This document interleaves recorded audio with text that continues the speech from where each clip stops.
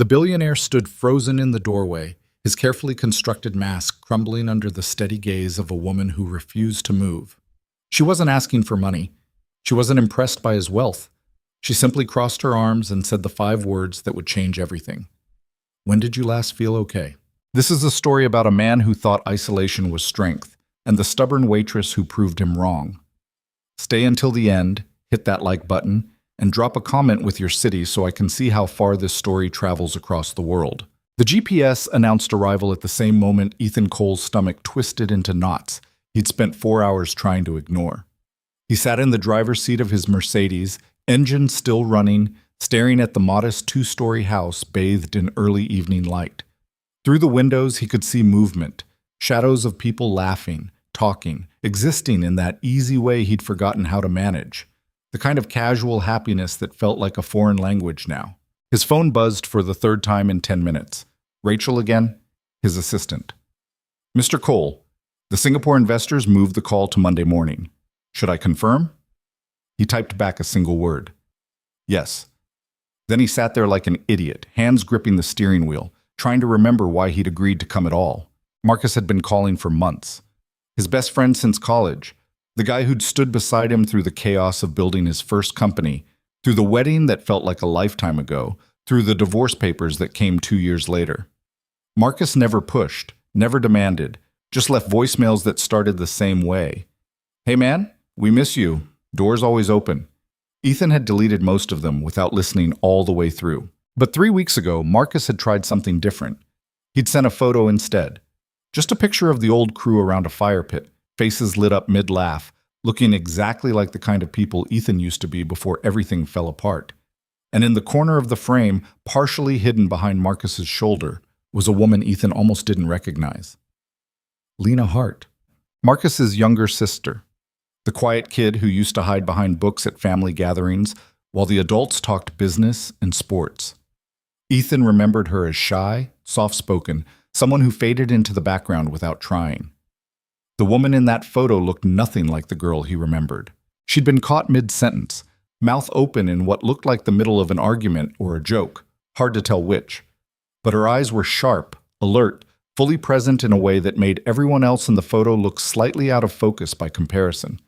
Marcus had written under the photo, "Lena says you're probably lying to yourself about being fine. Prove her wrong. This Saturday." That sentence had stuck in Ethan's brain like a splinter he couldn't dig out.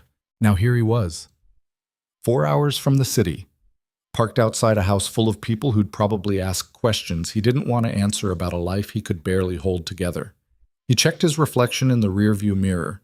Expensive haircut, clean shave, the kind of tailored casual that cost more than most people's rent. He looked fine, successful, put together.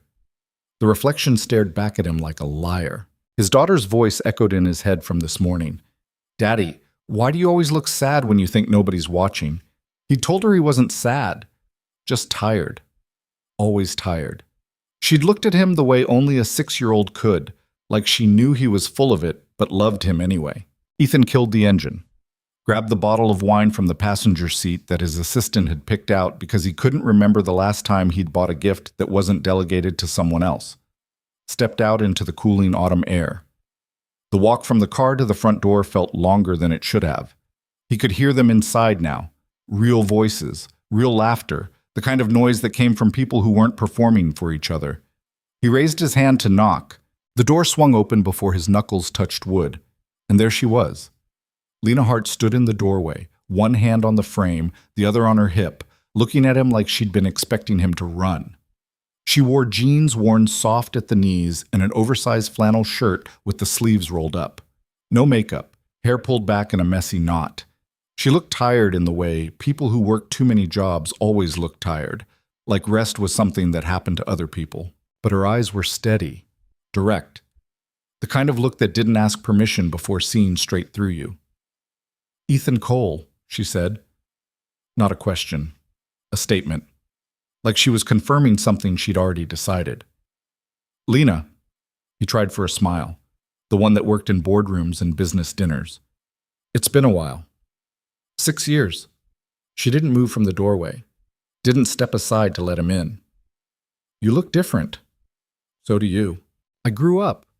She tilted her head slightly, studying him the way someone might study a puzzle missing obvious pieces.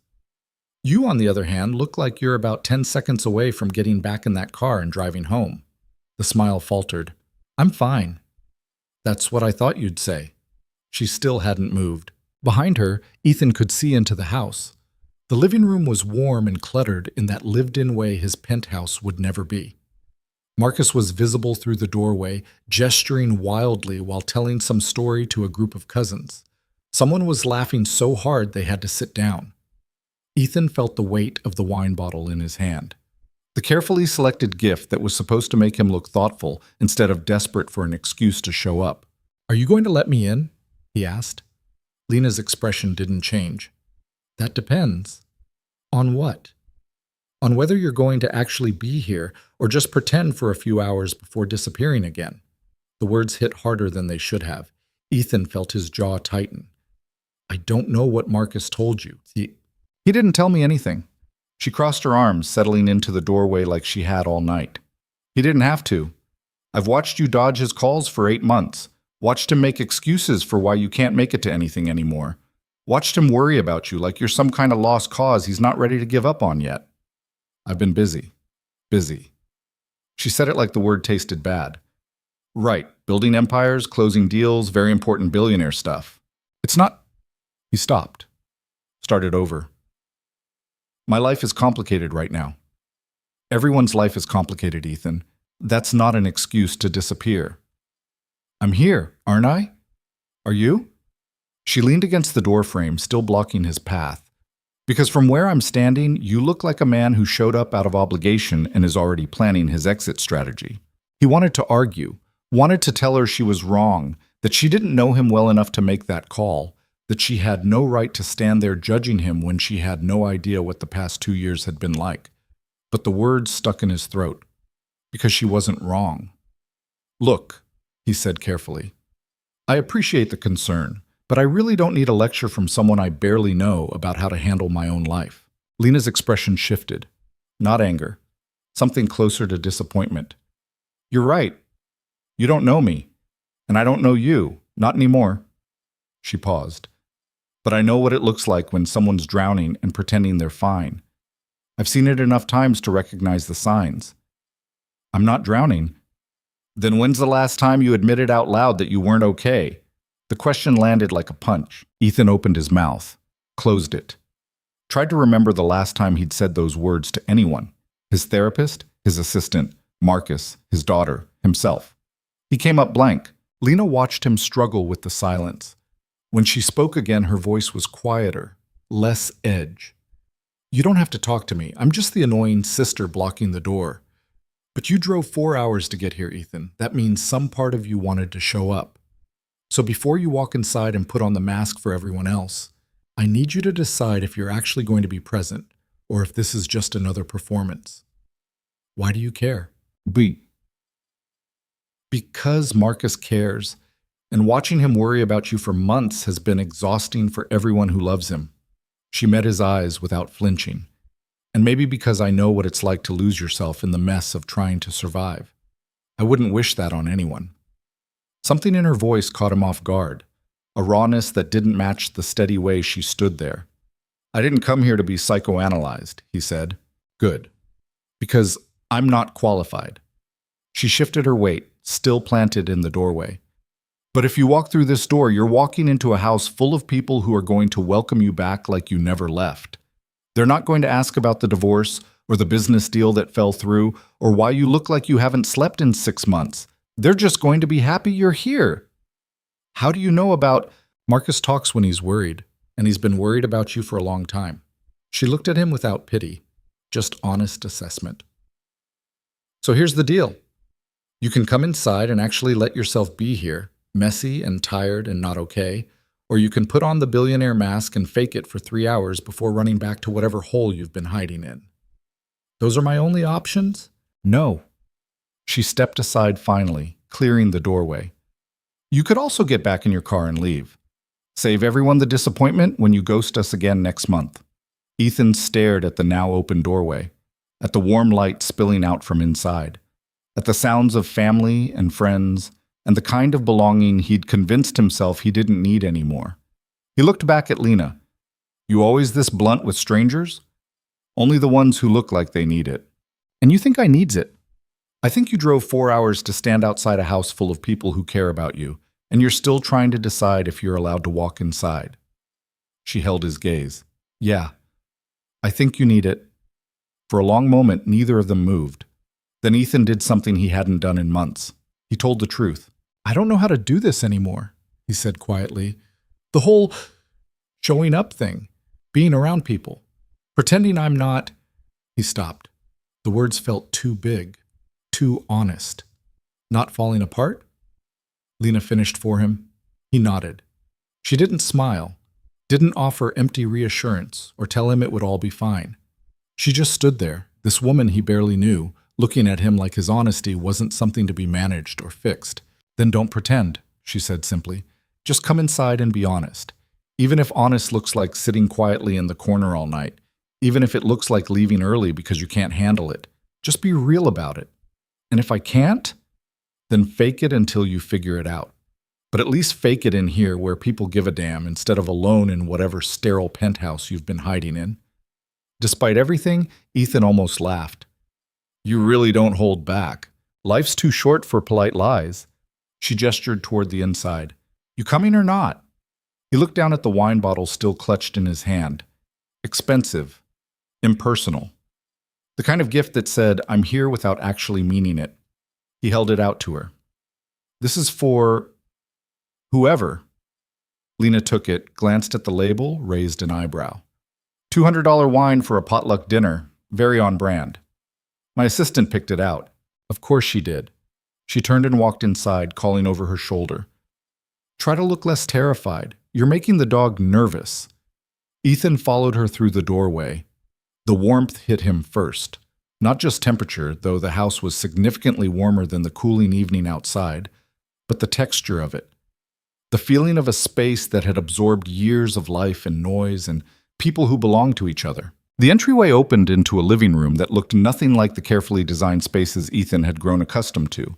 Mismatched furniture, photos covering every available wall surface, a bookshelf that sagged under the weight of too many paperbacks, shoes kicked off by the door in a pile that suggested nobody cared about appearances. It felt like home in a way his penthouse never had. "Ethan!" Marcus appeared from the kitchen, grinning like someone had just told him the best news of his life. He crossed the room in 3 long strides and pulled Ethan into a hug that felt more genuine than any business handshake Ethan had participated in all year. "Man, I can't believe you actually came." Ethan managed a smile that felt almost real. "Yeah, well, figured I should probably show my face before you sent a search party." "I was getting close." Marcus stepped back, hands on Ethan's shoulders, looking at him with the kind of concern friends tried to hide behind casual conversation.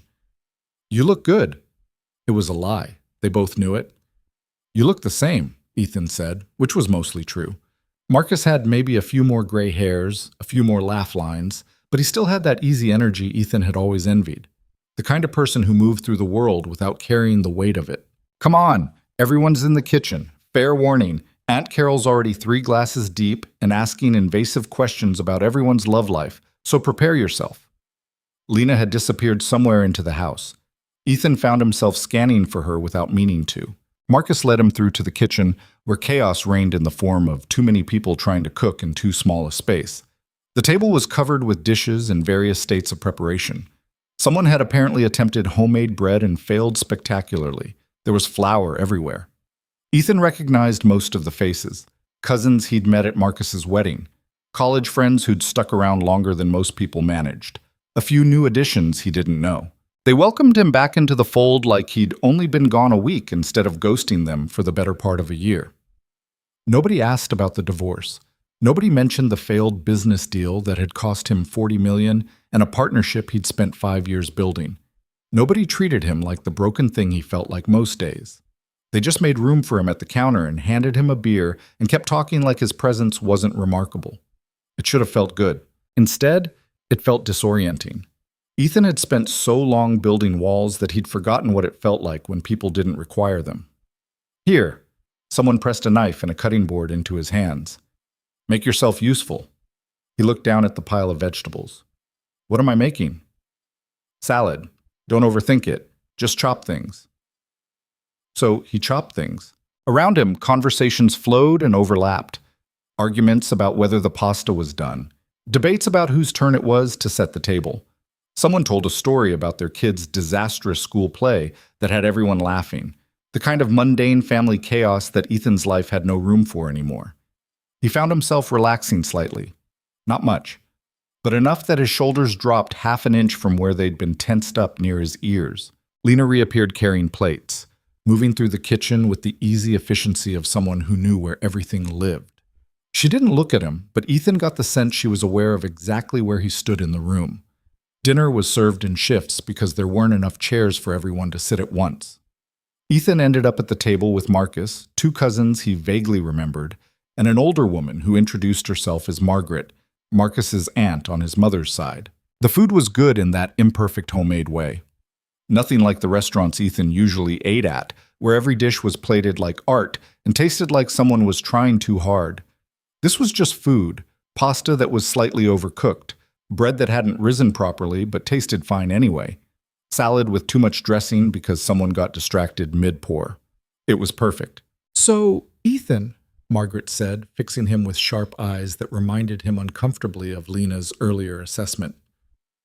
Marcus tells us you've been busy with work. There it was, the opening he'd been expecting, the moment where someone would start digging into why he'd disappeared. Yeah, he said carefully. It's been a challenging year. I bet. She didn't elaborate, just left the statement hanging there, inviting him to fill the silence if he wanted to. He didn't. She nodded like that was answer enough and changed the subject to something about her garden. The meal continued. People talked over each other, passed dishes, told stories that required dramatic reenactments, normal family dinner chaos.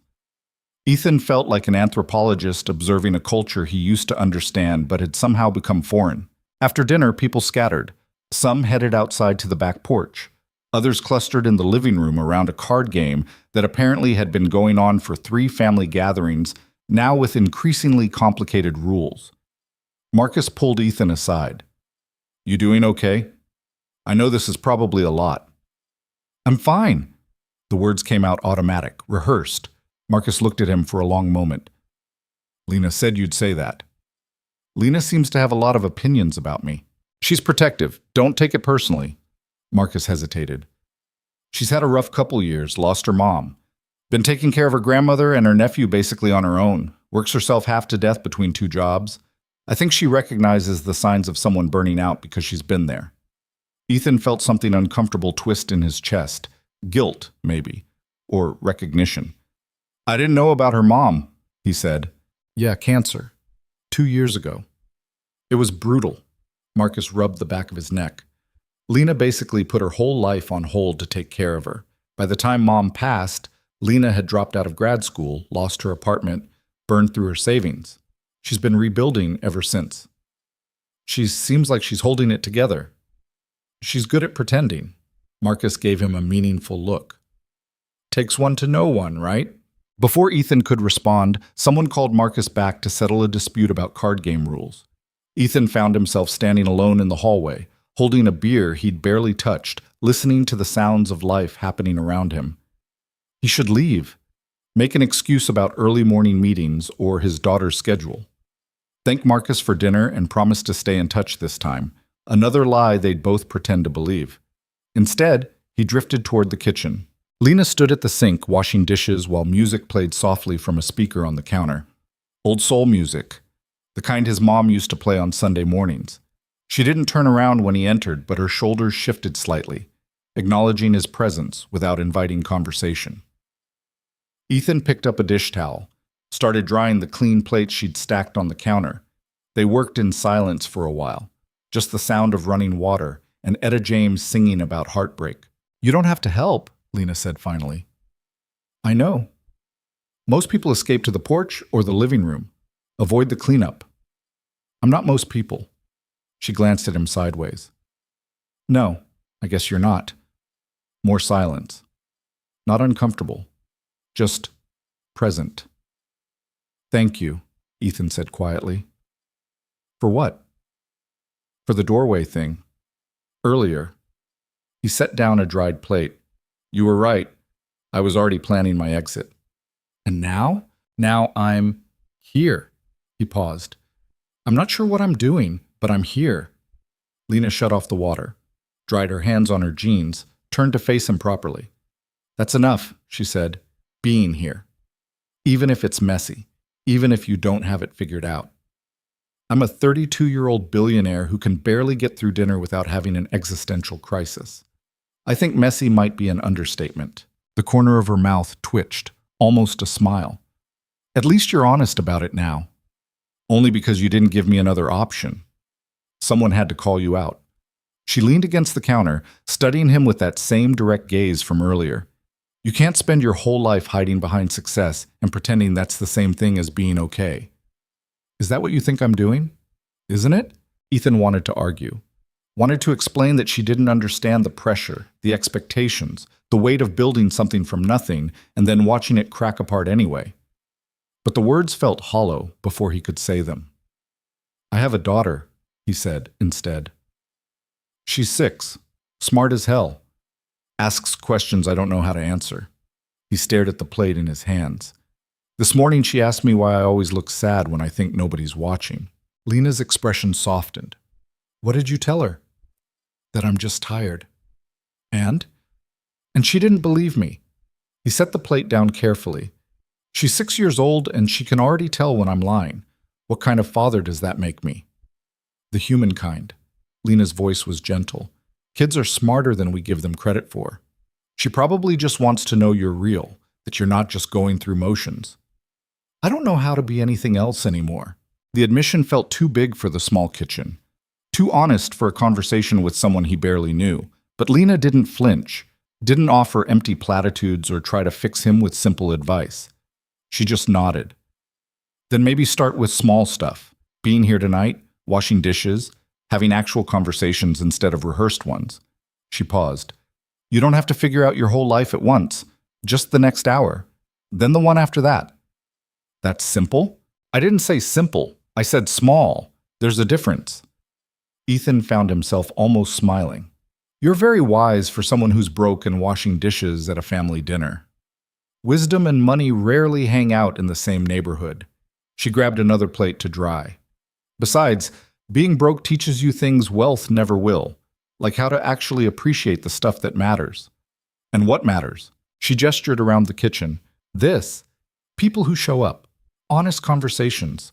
The kind of belonging that doesn't come with conditions or contracts. She looked at him directly. The stuff you can't buy, build, or delegate to an assistant. The words hit harder than they should have. Before Ethan could respond, Marcus poked his head into the kitchen. Hey, we're starting a movie. You guys in? Lena looked at Ethan. You staying? He should say no. Should thank them for dinner and head back to the city. Back to his penthouse and his daughter and the carefully controlled life he'd built to keep the mess at bay. But looking at Lena's steady gaze, remembering her words from the doorway, just be present, Ethan found himself nodding. Yeah, he said. I'll stay. Marcus grinned. Perfect. Fair warning. Aunt Carol picked the movie, so it's probably going to be some weird indie thing with subtitles and no plot. They ended up crammed into the living room, bodies arranged across couches and floor cushions and folding chairs brought in from the garage. Ethan found himself wedged between Marcus and a cousin whose name he'd already forgotten, with Lena sitting cross-legged on the floor near his feet. The movie was exactly as Marcus predicted. Slow-paced, subtitled, the kind of film that valued mood over narrative. Normally, Ethan would have been checking his phone within 15 minutes, planning tomorrow's meetings, responding to emails that could wait but felt urgent anyway. Instead, he just watched. Not really the movie, but the people around him. The way Marcus's aunt kept providing commentary until someone threw a pillow at her. The way 2 of the younger cousins fell asleep on each other's shoulders halfway through. The way Lena laughed at a joke in the film that Ethan didn't quite catch, but the sound of her laughter made him smile anyway. It felt normal, unremarkable. The kind of ordinary moment that people with normal lives probably took for granted. For Ethan, it felt revolutionary. When the movie ended, people started dispersing. Some headed home. Others claimed bedrooms upstairs. The cousins who'd fallen asleep were gently relocated to the guest room. Ethan checked his watch. Nearly 11. He should go, drive back to the city, get home before midnight. You're not driving back tonight. He turned to find Lena standing beside him, arms crossed, wearing that same stubborn expression from the doorway. I'm fine to drive. That's not what I said. I said you're not driving back tonight. She nodded toward the stairs. Marcus already made up the guest room. You're staying. I didn't agree to that. Good thing I'm not asking. She started gathering empty glasses from the coffee table. It's a 4-hour drive and you look exhausted. You can argue with me if you want, but I'm still going to win and we'll both waste time we could be spending sleeping. Ethan opened his mouth to protest, then closed it, because she was right. He was exhausted. The thought of driving 4 hours back to an empty penthouse felt unbearable. Fine, he said, but I'm leaving early tomorrow. Sure you are. Lena's tone suggested she didn't believe him for a second. She led him upstairs to a small guest room at the end of the hall. Clean sheets, a lamp that gave off warm light, a window overlooking the dark garden. It was simple, impersonal. Nothing like the designer bedroom in his penthouse. It felt more like home than anywhere he'd slept in months. Bathroom's across the hall, Lena said from the doorway. There's towels in the cabinet if you want a shower. Try not to overthink everything tonight. Is that possible? Probably not. But try anyway. She started to leave, then paused. Ethan? Yeah? I'm glad you stayed. Before he could respond, she was gone. Ethan stood in the quiet room, listening to the house settle around him. Distant voices, someone brushing their teeth, the old house creaking like it was stretching after a long day. He sat on the edge of the bed. Then, for the first time in months, Ethan Cole let himself feel everything he'd been running from. The grief of his failed marriage, the shame of the business deal that fell apart, the bone-deep exhaustion of pretending he had it all together for his daughter when he could barely hold himself together most days. The tears came quietly, without drama, just honest recognition of how lost he'd been. And in the morning, when sunlight filtered through the window and the smell of coffee drifted up from downstairs, Ethan woke up feeling something he hadn't felt in a long time. Not fixed, not healed, but maybe, possibly, like he might eventually be okay. And for now, that was enough.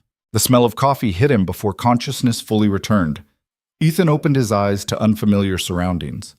Floral curtains, morning light cutting across pale blue walls, the distant sound of voices downstairs. For a disorienting moment, he couldn't place where he was or why his body felt less tense than it had in months. Then memory settled back in. Marcus's house. The dinner. Lena blocking the doorway. He checked his phone. 7:30. 6 missed calls from his assistant. 11 emails flagged urgent. None of them were actually urgent. Ethan sat up slowly, running a hand through his hair. His suit from yesterday lay draped over a chair where he'd left it, looking expensive and out of place in the simple guest room. He'd slept in his undershirt and boxers, too exhausted to care about proper sleepwear. The house was already awake. He could hear movement downstairs, the clink of dishes, someone laughing about something. He should get dressed, thank Marcus for the hospitality, drive back to the city before traffic got bad.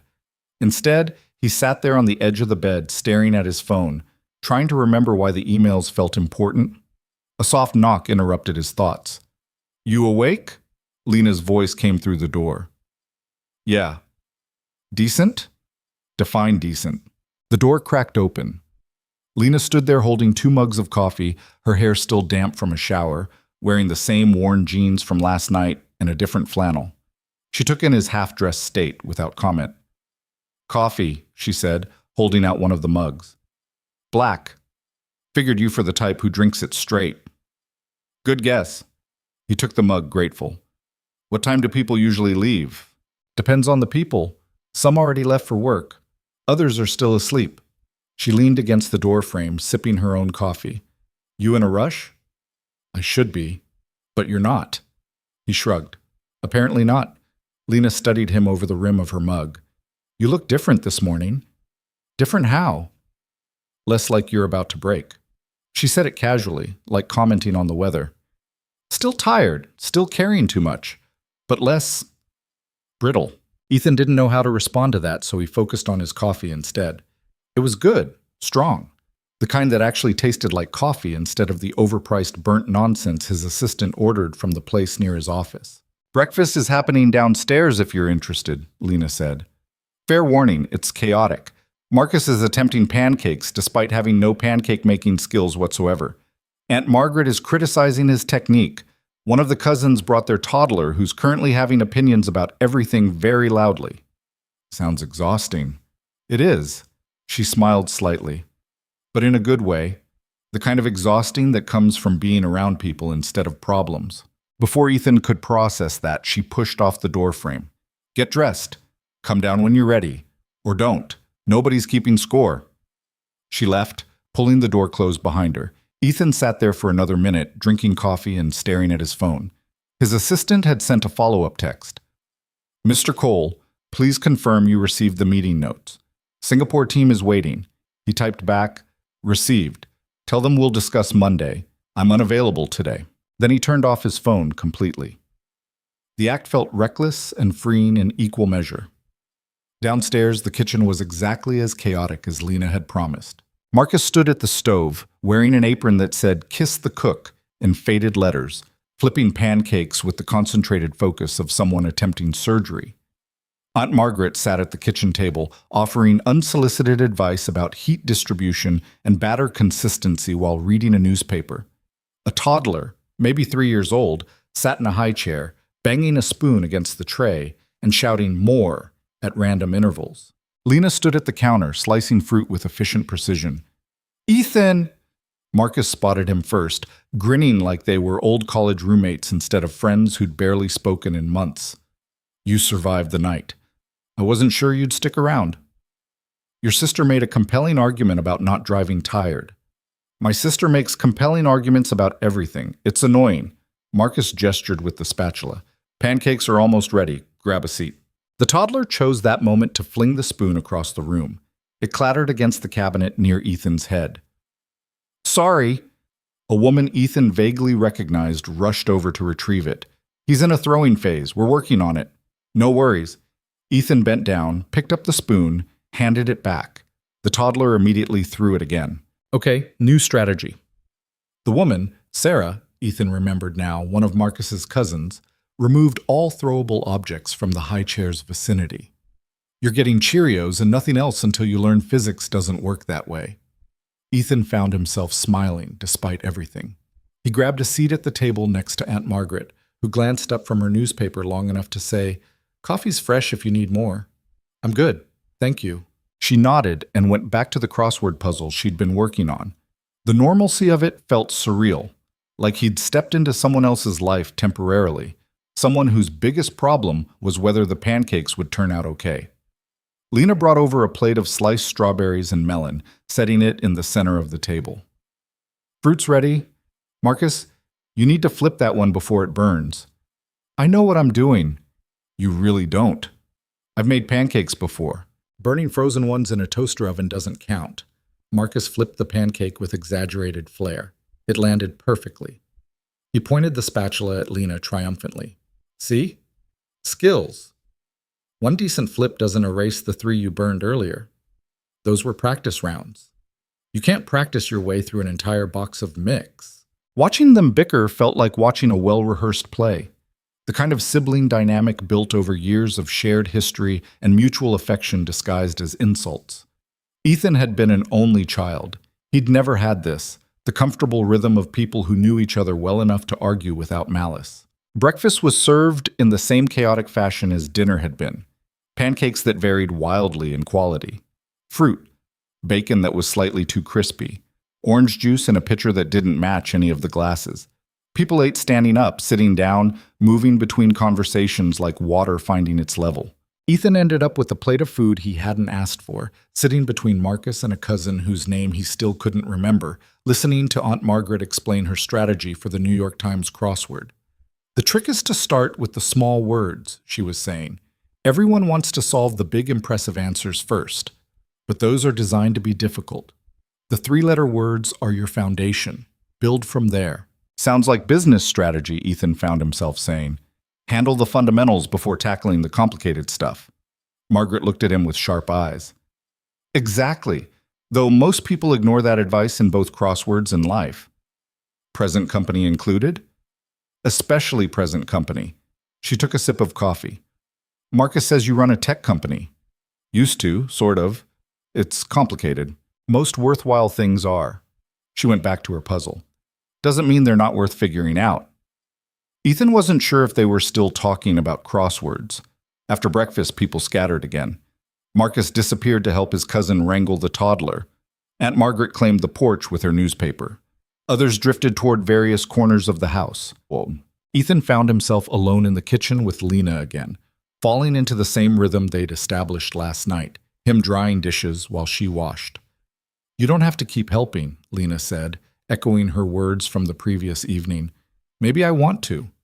Why? Good question. Ethan considered it while drying a plate. Because it feels normal, simple. I spend most of my time in meetings where everyone's performing some version of themselves they think I want to see. This is just washing dishes? The bar for your life satisfaction is concerningly low. You'd be surprised how rare simple actually is when you have money.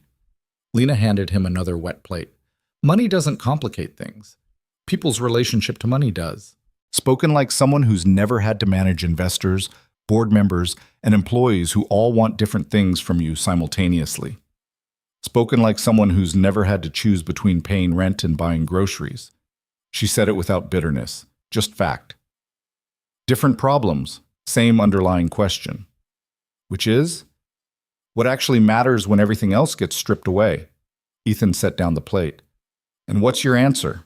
Lena was quiet for a moment, hands still in the soapy water. People who show up, work that means something, even if it doesn't pay much, making it through hard days and still finding reasons to try again tomorrow. She glanced at him. The stuff that doesn't look impressive on paper, but keeps you human. Sounds exhausting. It is. She pulled the plug, watching the water drain. But it's real, and I'll take real and exhausting over fake and comfortable any day. Even when real means struggling? Especially then. She dried her hands on a towel.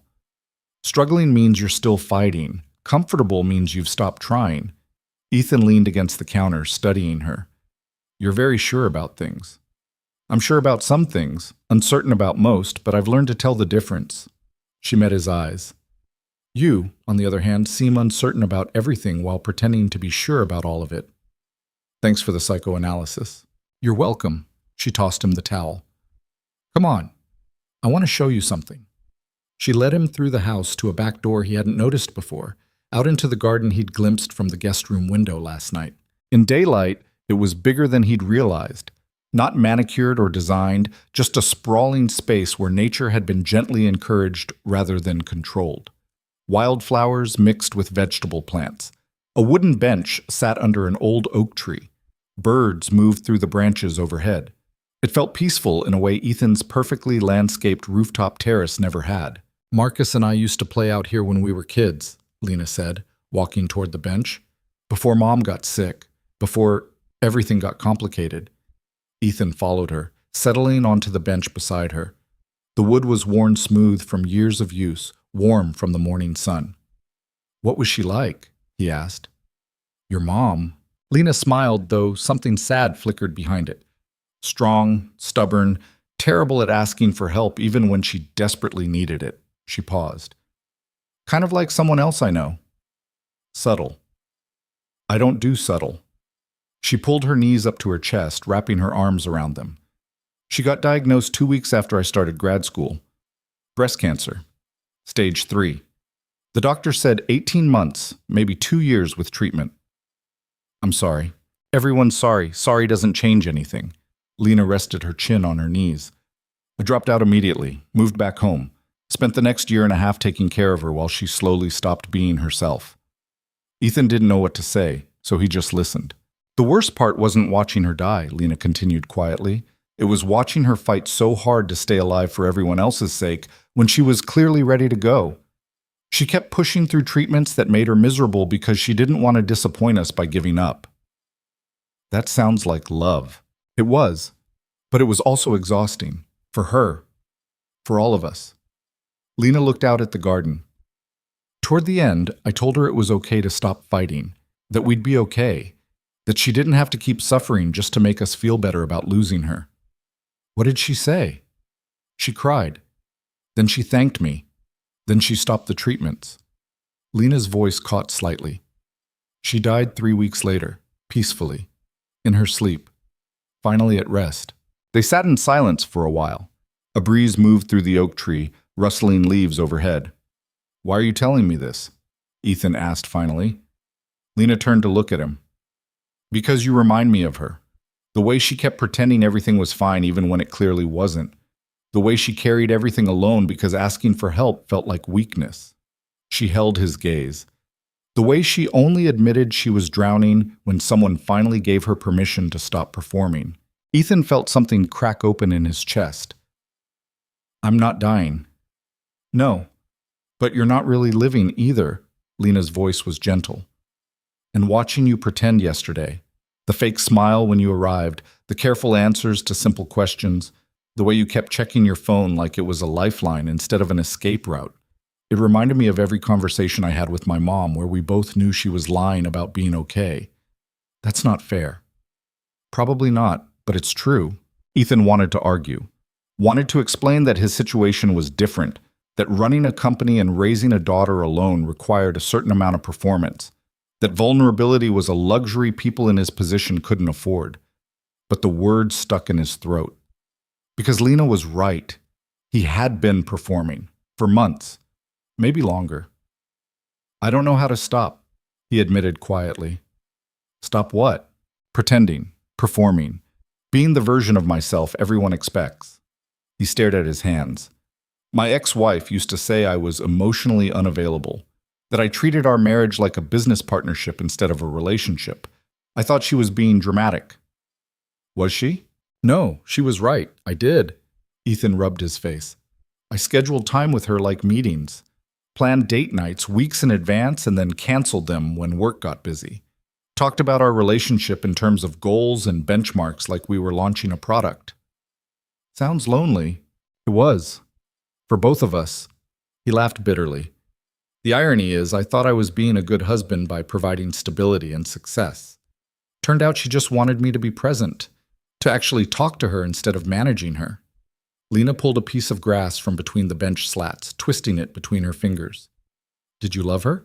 "I thought I did. But honestly, I don't know if I was capable of loving anyone back then.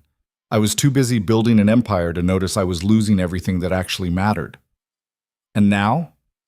Now I have the empire. And a daughter who asks why I look sad. And an empty penthouse that costs $4 million but doesn't feel like home." He looked at Lena. "So yeah, great trade-off." She didn't offer sympathy or try to fix it, just sat there, holding space for his honesty. "What about you?" Ethan asked, needing to shift focus away from his own mess. "After your mom died, what happened?" "Life kept happening whether I was ready or not." Lena tossed the blade of grass aside. "My grandmother needed care. My sister had a kid she couldn't handle alone. Bills needed paying, so I got a job waitressing because it was flexible and didn't require a degree. I didn't finish. Then I got a second job because one wasn't enough." "That sounds unsustainable." "It is. But what's the alternative? Let my grandmother go into a home she can't afford? Watch my nephew grow up without stability? Give up completely?" She shook her head. "I chose survival. It's not pretty, but it's real. Don't you resent it, having to put your life on hold for everyone else?" Lena considered the question carefully. "Sometimes. Late at night when I'm too tired to sleep and too anxious about money to relax. When I see old classmates posting about their careers and travels and perfectly curated lives while I'm measuring out rice to make it last another week." She paused. "But then I remember my nephew laughing at something stupid I said, or my grandmother telling stories about her childhood, and I realize I'm getting something they'll never have. Which is? People who need me. Purpose that matters. The knowledge that my life means something beyond just my own success." She looked at him. "You can't buy that, Ethan, and you can't build it in a boardroom." He wanted to argue that his work mattered too, that building technology and creating jobs had value, that providing for his daughter was its own form of purpose. But sitting in that garden, listening to Lena describe a life built on showing up for people instead of achievements, Ethan couldn't remember the last time his work had felt meaningful beyond the numbers. "I'm tired," he said suddenly. Not physically, though he was that too, but deeper. Soul-level exhaustion. "I know. I don't know how to fix it." Maybe you don't have to fix it. Maybe you just have to acknowledge it and start making different choices. Lena stood, brushing off her jeans. "Come on. Marcus is probably wondering where we disappeared to." They walked back toward the house in comfortable silence. At the door, Lena paused. "Can I ask you something?" "Sure." "When's the last time you did something just because you wanted to? Not because it was strategic or necessary or good for business, just because it made you happy?" Ethan thought about it, really thought about it. He came up blank. Lena nodded like that was the answer she'd expected. Something to think about. Back inside, Marcus had corralled a group for a board game that apparently required teams and elaborate rules. Ethan got drafted onto Marcus's team, along with two cousins. Lena ended up on the opposing side with Aunt Margaret and Sarah. The game devolved into chaos within 20 minutes. Arguments about rule interpretations, accusations of cheating, laughter that made it impossible to focus. Ethan couldn't remember the last time he'd laughed that hard. They played for hours. One game turned into 3. People kept joining and dropping out. Snacks appeared and disappeared. Aunt Margaret proved to be ruthlessly competitive in ways that kept everyone off balance. At some point, Ethan stopped thinking about the emails piling up on his turned-off phone. Stopped planning his exit. Stopped performing. He just played. And for the first time in longer than he could remember, Ethan felt like himself instead of the carefully constructed version he'd been maintaining. Afternoon drifted into evening. People started talking about dinner plans. Marcus suggested ordering pizza since nobody felt like cooking after the breakfast chaos. "I should probably head out," Ethan said, though the words lacked conviction. "Should you?" Marcus asked. "Or are you just saying that because you think you should?" Ethan didn't have a good answer. Lena appeared beside him, carrying empty glasses from the game. "Stay for dinner, leave after if you want, but at least eat first." It wasn't really a question. "You're very pushy," Ethan said. "Someone has to be. You're very good at running away." She had him there. Dinner was pizza eaten straight from boxes while people argued about what movie to watch. Ethan ended up on the floor again, back against the couch, with a paper plate balanced on his knee. It was chaotic and imperfect, and nothing like the carefully planned meals he usually ate alone in his penthouse. It was also the best dinner he'd had in months. Later, after the movie ended and people started heading to bed, Ethan found himself in the kitchen again. This time just him and Marcus cleaning up the pizza boxes and empty glasses. "You doing okay?" Marcus asked. "I know this is probably a lot after being isolated for so long." "I'm good." The words came out automatic, but this time they felt closer to true. Marcus studied him. "Lena's been giving you the full treatment, huh? Is that what we're calling it?" "She does that, sees through people's bullshit immediately and refuses to let them hide." Marcus smiled. "Drove our mom crazy when Lena was a teenager. She couldn't get away with anything because Lena would just call her out directly." "Where does she get that from?" "Dad? Probably. He was a therapist before he died. Very direct, very honest, very incapable of small talk." Marcus tossed a pizza box into recycling. "Lena inherited all of that, plus Mom's stubbornness. It's a dangerous combination. She's been through a lot." "Yeah, more than most people could handle." Marcus leaned against the counter. "After Mom died, I thought Lena might break. She'd already given up so much, grad school, her relationship, her savings, her whole future basically, to take care of Mom, and then to have it end anyway, to lose her after sacrificing everything." He shook his head. "But she didn't break. She just kept going, found work, took care of Grandma, helped Sarah with her kid, just kept showing up." "That takes strength." "It does, but it also costs her. She works herself to exhaustion, never asks for help, pretends she's fine when she's clearly drowning." Marcus gave Ethan a meaningful look. "Sound familiar?" "She compared me to your mom earlier." "Yeah, that sounds like Lena. Brutally honest, even when it stings." Marcus grabbed 2 beers from the fridge, handed one to Ethan. "But she's not wrong. You both have that same tendency to carry everything alone until you collapse." Ethan twisted the cap off the beer. "I'm not collapsing." "No." You're just shutting yourself away from everyone who cares about you and pretending you're fine while your kid worries about why you look sad. Marcus took a drink. Totally different. When did you get so confrontational? When my best friend disappeared for 8 months and stopped answering my calls. Marcus's voice was gentle but firm. I've been worried about you, man. We all have. But you wouldn't let anyone in. I didn't want to burden anyone. That's not your call to make. You don't get to decide what's a burden for other people. Marcus set down his beer. I've known you for 15 years. We've been through everything together. College, starting businesses, relationships, breakups, all of it. You really think I'd see you struggling and consider helping you a burden? Ethan felt his throat tighten. I didn't know how to ask. You don't have to ask. You just have to not shut me out. Marcus's expression softened. That's all any of us wanted. Not to fix you or solve your problems, just to be there while you figured it out. The simplicity of it hit Ethan hard. He'd been so focused on not being weak, on handling everything alone, that he'd forgotten the people who actually cared didn't need him to be perfect. They just needed him to be honest. I'm sorry, Ethan said quietly, for disappearing, for pushing everyone away, for being too proud to admit I wasn't okay. I know, Marcus gripped his shoulder.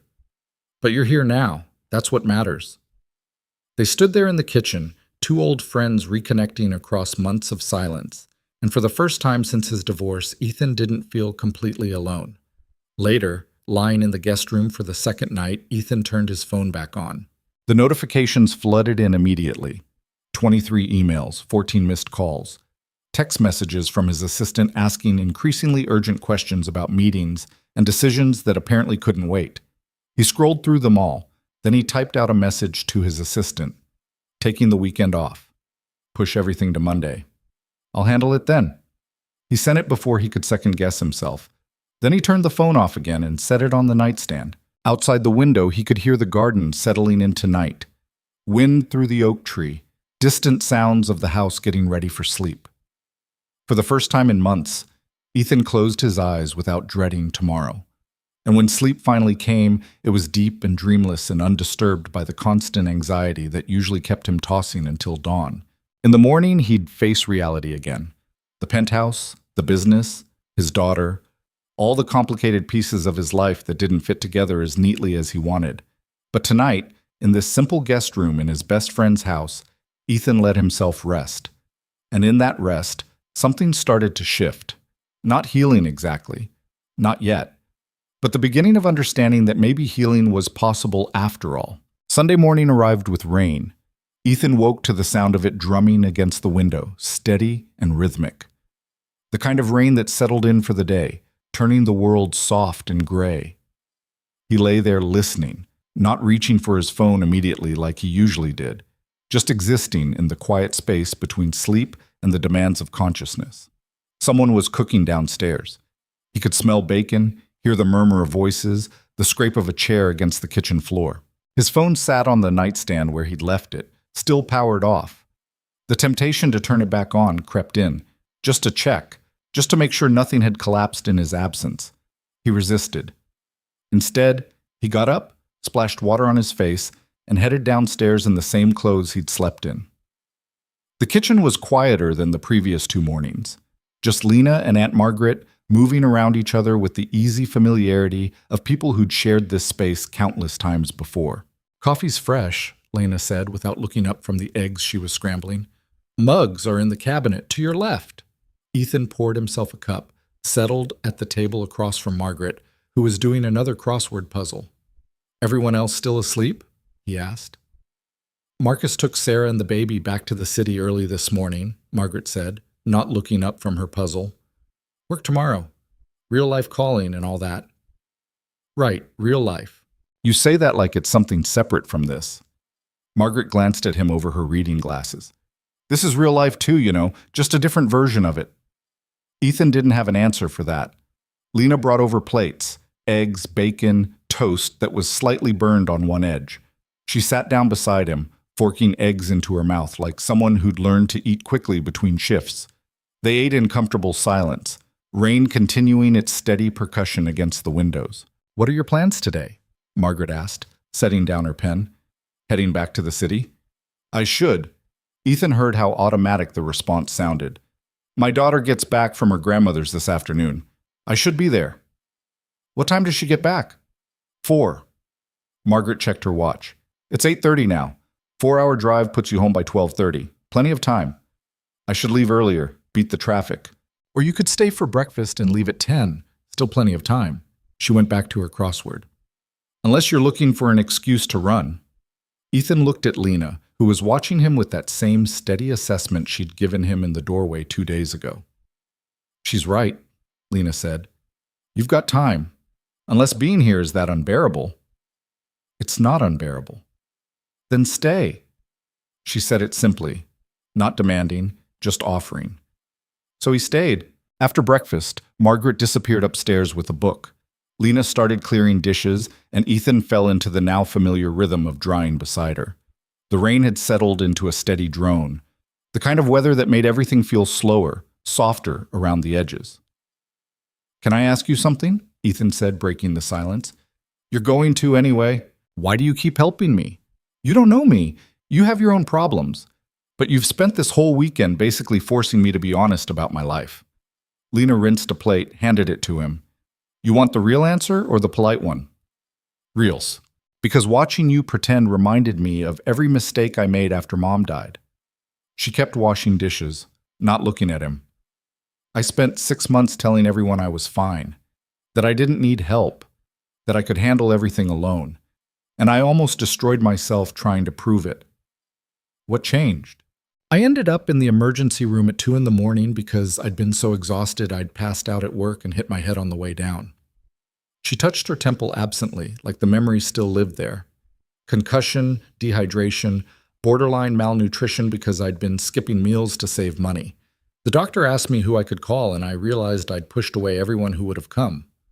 Ethan set down the plate. What did you do? Called Marcus. Cried for about an hour straight.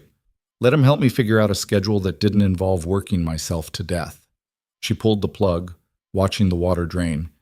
It didn't fix everything. I still struggle. Still work too much. Still lie awake at night worrying about money.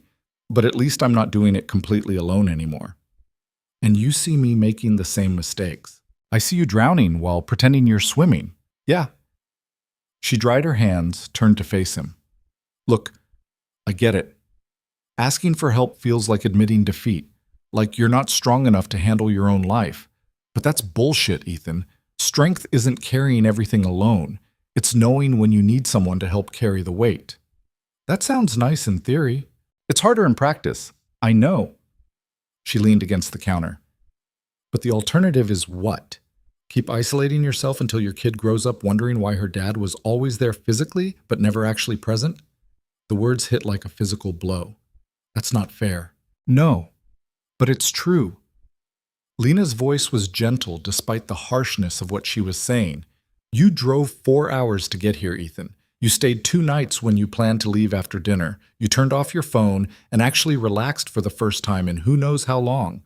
What does that tell you? That I'm avoiding my real life? Or that your real life has become so unbearable that a weekend with strangers feels like relief? She held his gaze. Maybe the problem isn't that you're here. Maybe it's what you're going back to. Ethan wanted to argue, wanted to defend the life he'd built, the success he'd achieved, the carefully structured existence that looked perfect from the outside. But standing in that kitchen with rain falling outside and dishes drying on the counter, he couldn't find the words, because Lena was right. His real life had become unbearable. Not in dramatic ways, no crisis, no catastrophe, just the slow suffocation of going through motions without meaning, of achieving success that felt hollow, of being surrounded by people who needed things from him but never actually saw him. I don't know how to fix it, he said quietly. Then don't fix it. Just start changing it. Small things, one decision at a time. Lena moved toward the coffee pot, refilling her mug. You want more? He held out his mug. She poured. Like what? He asked. What small things? Like actually taking weekends off instead of working 7 days a week. Like hiring people you trust so you're not micromanaging every detail. Like spending time with your daughter that isn't scheduled around conference calls. She added cream to her coffee. Like maybe calling your best friend once in a while instead of avoiding him for 8 months. I didn't know where to start. So start now. Start small. Start imperfect. She took a sip, watching him over the rim. You don't have to have it all figured out, Ethan. You just have to stop pretending you already do. They moved to the living room, settling into opposite ends of the couch, while rain blurred the windows. The house felt different with most people gone, quieter, more intimate. Lena curled up in this corner, feet tucked under her, nursing her coffee. Ethan sat at the other end, suddenly aware of how much space existed between them and how little it felt like. Tell me about your daughter, Lena said. What's she like? Ethan felt his expression soften automatically. She's 6. Smart as hell. Asks questions that would stump most adults. Last week she wanted to know why people cry when they're happy if crying is supposed to mean you're sad. What did you tell her? That emotions are complicated and sometimes our bodies don't know how to express them properly. He smiled despite himself. She thought about it for a minute, then asked if that's why I always look confused. Lena laughed. She sounds perceptive. Too perceptive. She notices everything. Like this morning when she asked why I look sad when I think nobody's watching. He stared into his coffee. I didn't have a good answer because I didn't realize I was doing it. Kids see what we hide from everyone else. Yeah, it's terrifying. It's honest. Lena shifted position, getting more comfortable. What does she like to do, besides asking existential questions?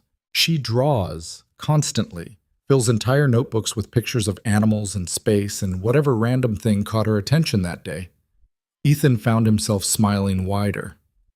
Last month, she drew a series of what she called sad businessmen that were basically stick figures in suits looking miserable. When I asked her about it, she said she was drawing all the people she sees on my office floor. Ouch, right? 6 years old and already noticing the corporate soul crushing? He shook his head.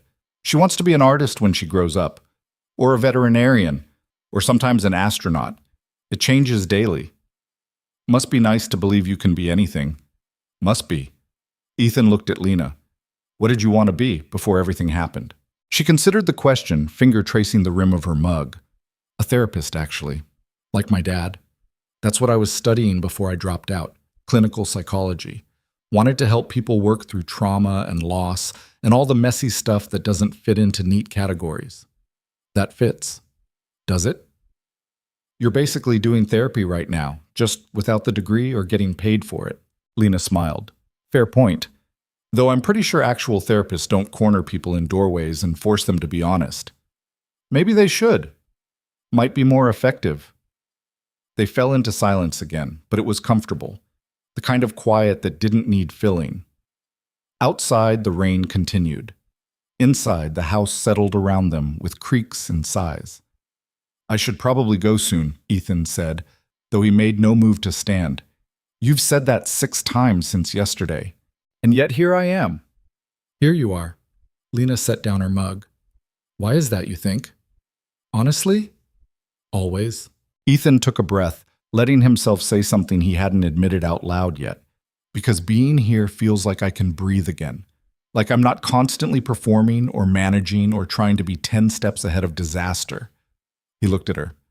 And because you don't treat me like a billionaire or a failure or someone who needs handling. You just treat me like a person who's struggling.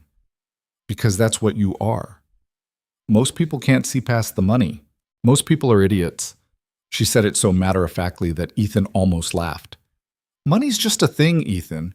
Doesn't define you any more than being broke defines me. We're both just people trying to figure out how to get through the day without completely falling apart. You make it sound simple. It is simple. People complicate it by adding all this other stuff. Status, success, what things look like from the outside. She shifted to face him more directly. But strip all that away and we're all just trying to survive while finding small moments that make survival worth it. And what are your small moments? Lena thought about it.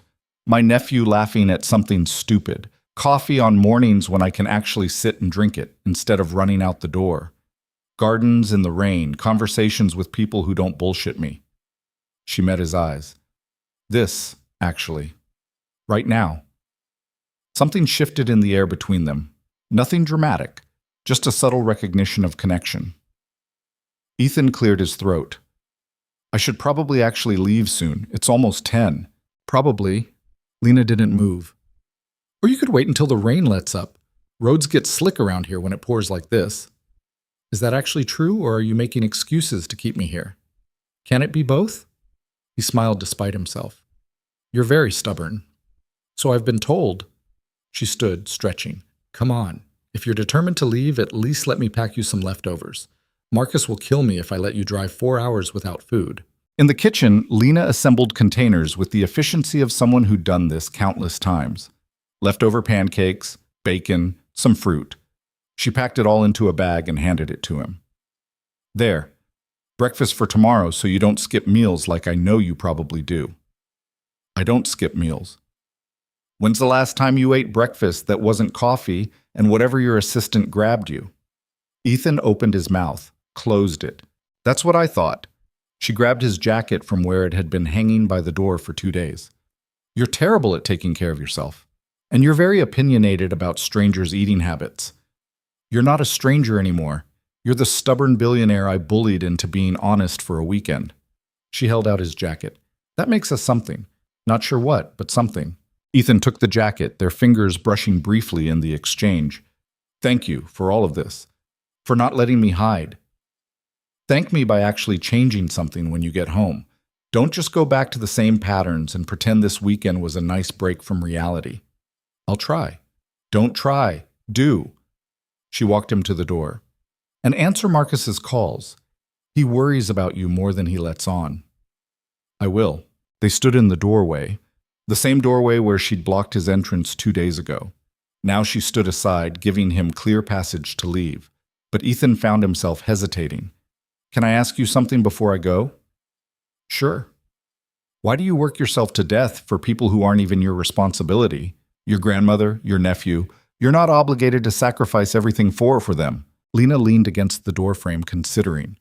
Because they're family, because they need me, because I'd rather struggle helping people I love than be comfortable and alone. She paused.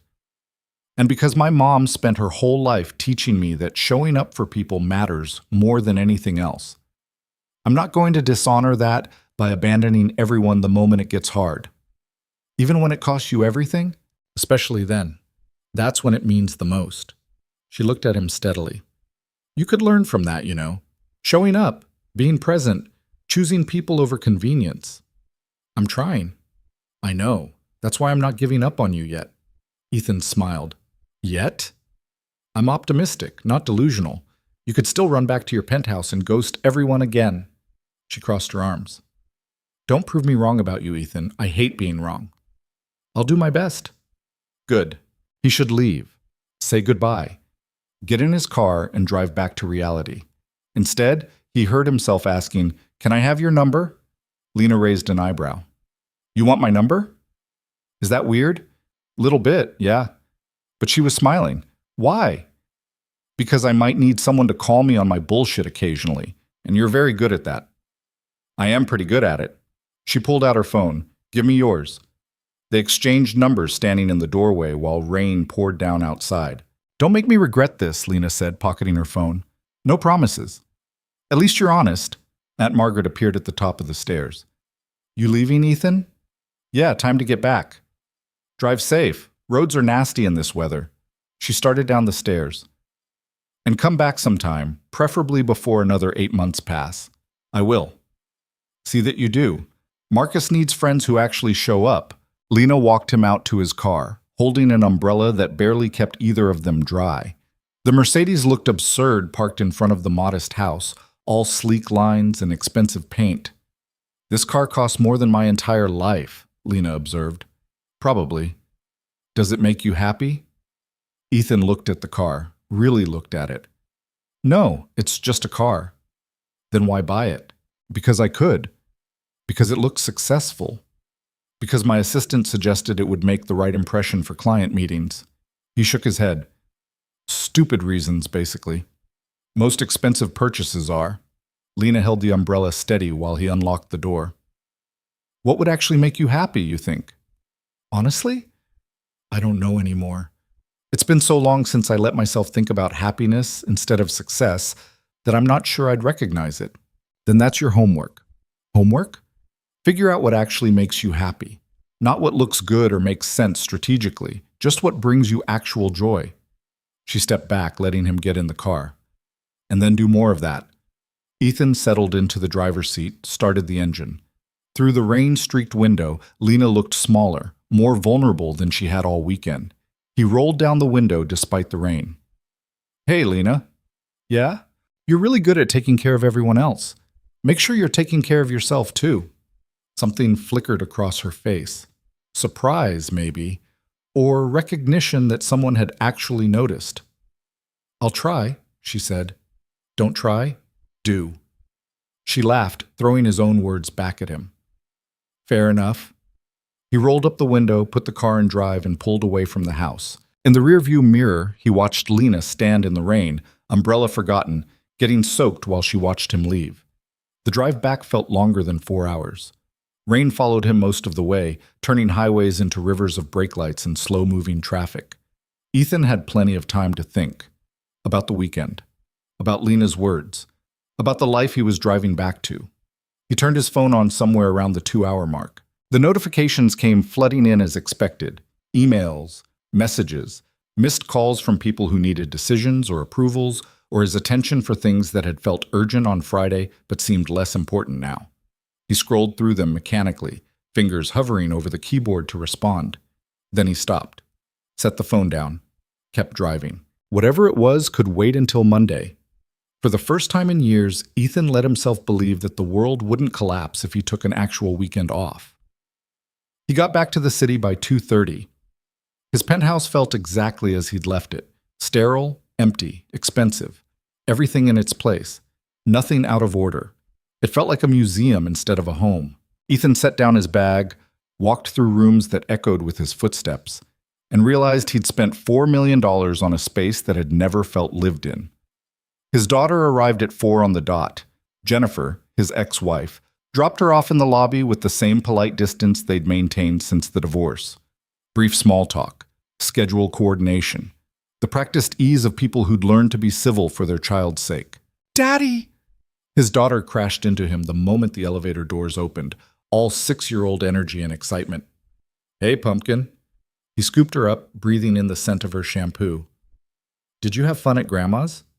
"So much fun. We made cookies and went to the park, and I drew you a picture, but I left it there, so I have to make you a new one." She pulled back to look at him, eyes searching his face with that too-perceptive assessment kids seem to specialize in. "You look different." "Different how?" She scrunched up her face, thinking. "Less tired, maybe? I don't know. Just different." "I went to visit Uncle Marcus this weekend." "Uncle Marcus!" She bounced with excitement. "Did you have fun? Was he silly? Did you laugh?" "Yeah, actually, I did." She beamed at him like he'd just told her the best news ever. "Good. You should laugh more, Daddy. You're nicer when you laugh." The casual observation hit him harder than it should have. "You're right," he said quietly. "I should." They spent the evening doing normal things, making dinner together, watching a movie, reading stories before bed. The kind of routine that happened every time she came back from her mom's.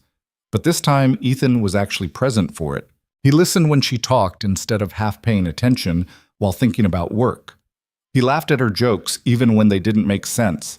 He sat on the floor with her while she drew, asking questions about her art instead of checking his phone.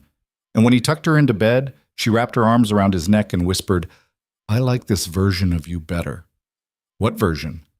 "The one who's actually here." After she fell asleep, Ethan stood in her doorway for a long time, watching her breathe in the soft glow of her nightlight.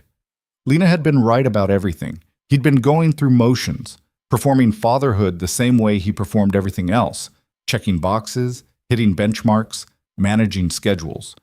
But none of that meant anything if he wasn't actually present. His phone buzzed. A text from Lena.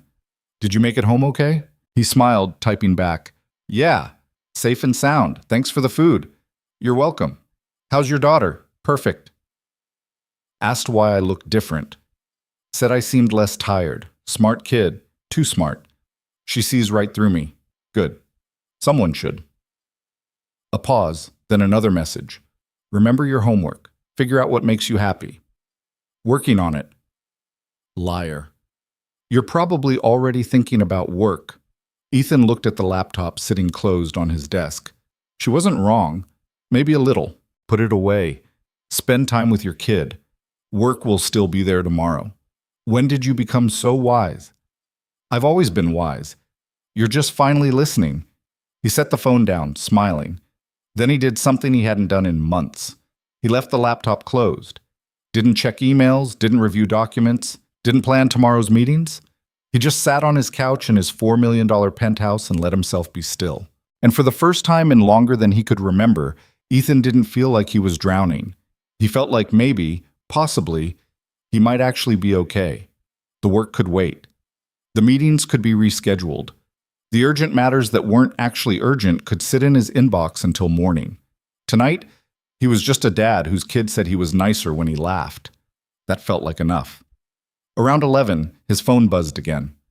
Lena. Still awake? Yeah, can't sleep. Thinking too much? Always. About what? He considered lying, making something up, deflecting like he usually did. Instead, he told the truth about how I've been sleepwalking through my own life for 2 years and didn't even realize it until someone blocked a doorway and refused to let me keep hiding. The response took a minute. Then, and I don't want to keep sleepwalking, so don't. It's not that simple. It's exactly that simple. You just don't want it to be because simple means you have to actually change things instead of theorizing about it. Ethan laughed out loud in his empty living room. You're relentless. Someone has to be. You're very good at making excuses. Fair. Another pause. Then, I'm proud of you, for staying the weekend, for being honest, for actually trying. Something warm spread through his chest. Thanks. For everything. For not giving up on me. Don't thank me yet. The real work starts tomorrow when you have to decide if this was just a nice weekend or an actual turning point. No pressure. All the pressure. I don't waste my time on people who aren't going to follow through. Then I guess I better follow through. You better. They said goodnight. Ethan set down his phone and sat in the quiet of his penthouse, listening to the city hum through the windows. Tomorrow he'd go back to work. Face the meetings, the decisions, the endless demands on his time and attention. But something had shifted. He couldn't go back to pretending anymore. Couldn't keep performing the role of the successful billionaire who had everything figured out when the truth was so much messier.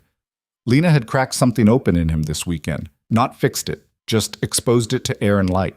And now that he'd seen it clearly, he couldn't unsee it. The question was what he'd do with that awareness. Ethan looked around his expensive, empty penthouse and made a decision. This had to change. Not all at once, not dramatically, but starting tomorrow, something had to be different.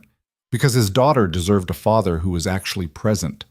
And maybe, just maybe, he deserved a life that felt like living instead of surviving. Monday morning hit like cold water. Ethan woke to his alarm at 6, the same time he always did, and for a moment the weekend felt like something he'd imagined. The penthouse looked the same, the city noise filtered through the windows the same. His phone sat on the nightstand with the same stack of notifications waiting. But something was different.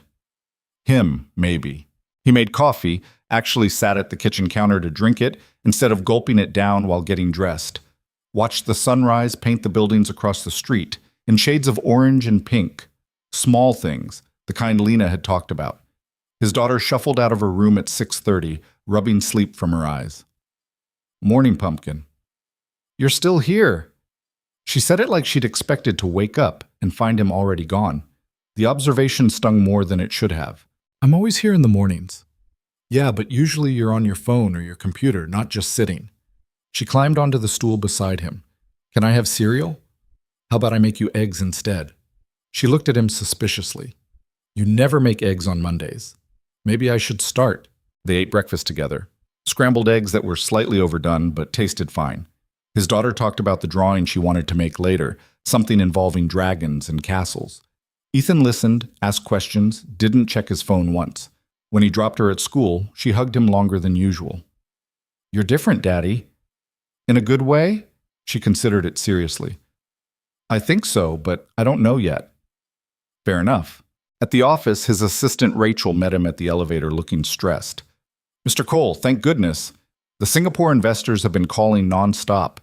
They want to reschedule the call for this afternoon, and legal needs your signature on the Matthews contract, and there's a situation with the development team that requires your immediate attention.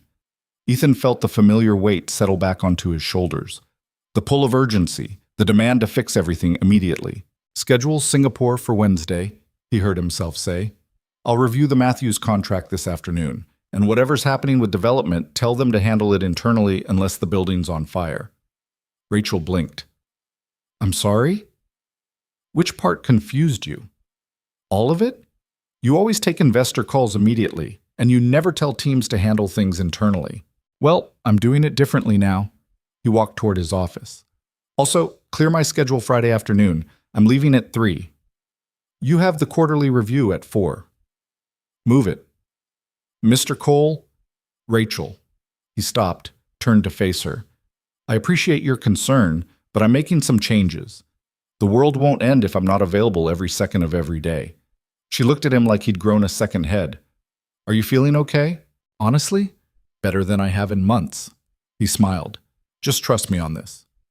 The morning passed in the usual blur of meetings and decisions, but Ethan found himself pushing back on things he would have automatically agreed to before, delegating more, questioning whether everything actually required his immediate attention or if people just assumed it did. Around 11, his phone buzzed. A text from Lena. How's day 1 of the new Ethan going?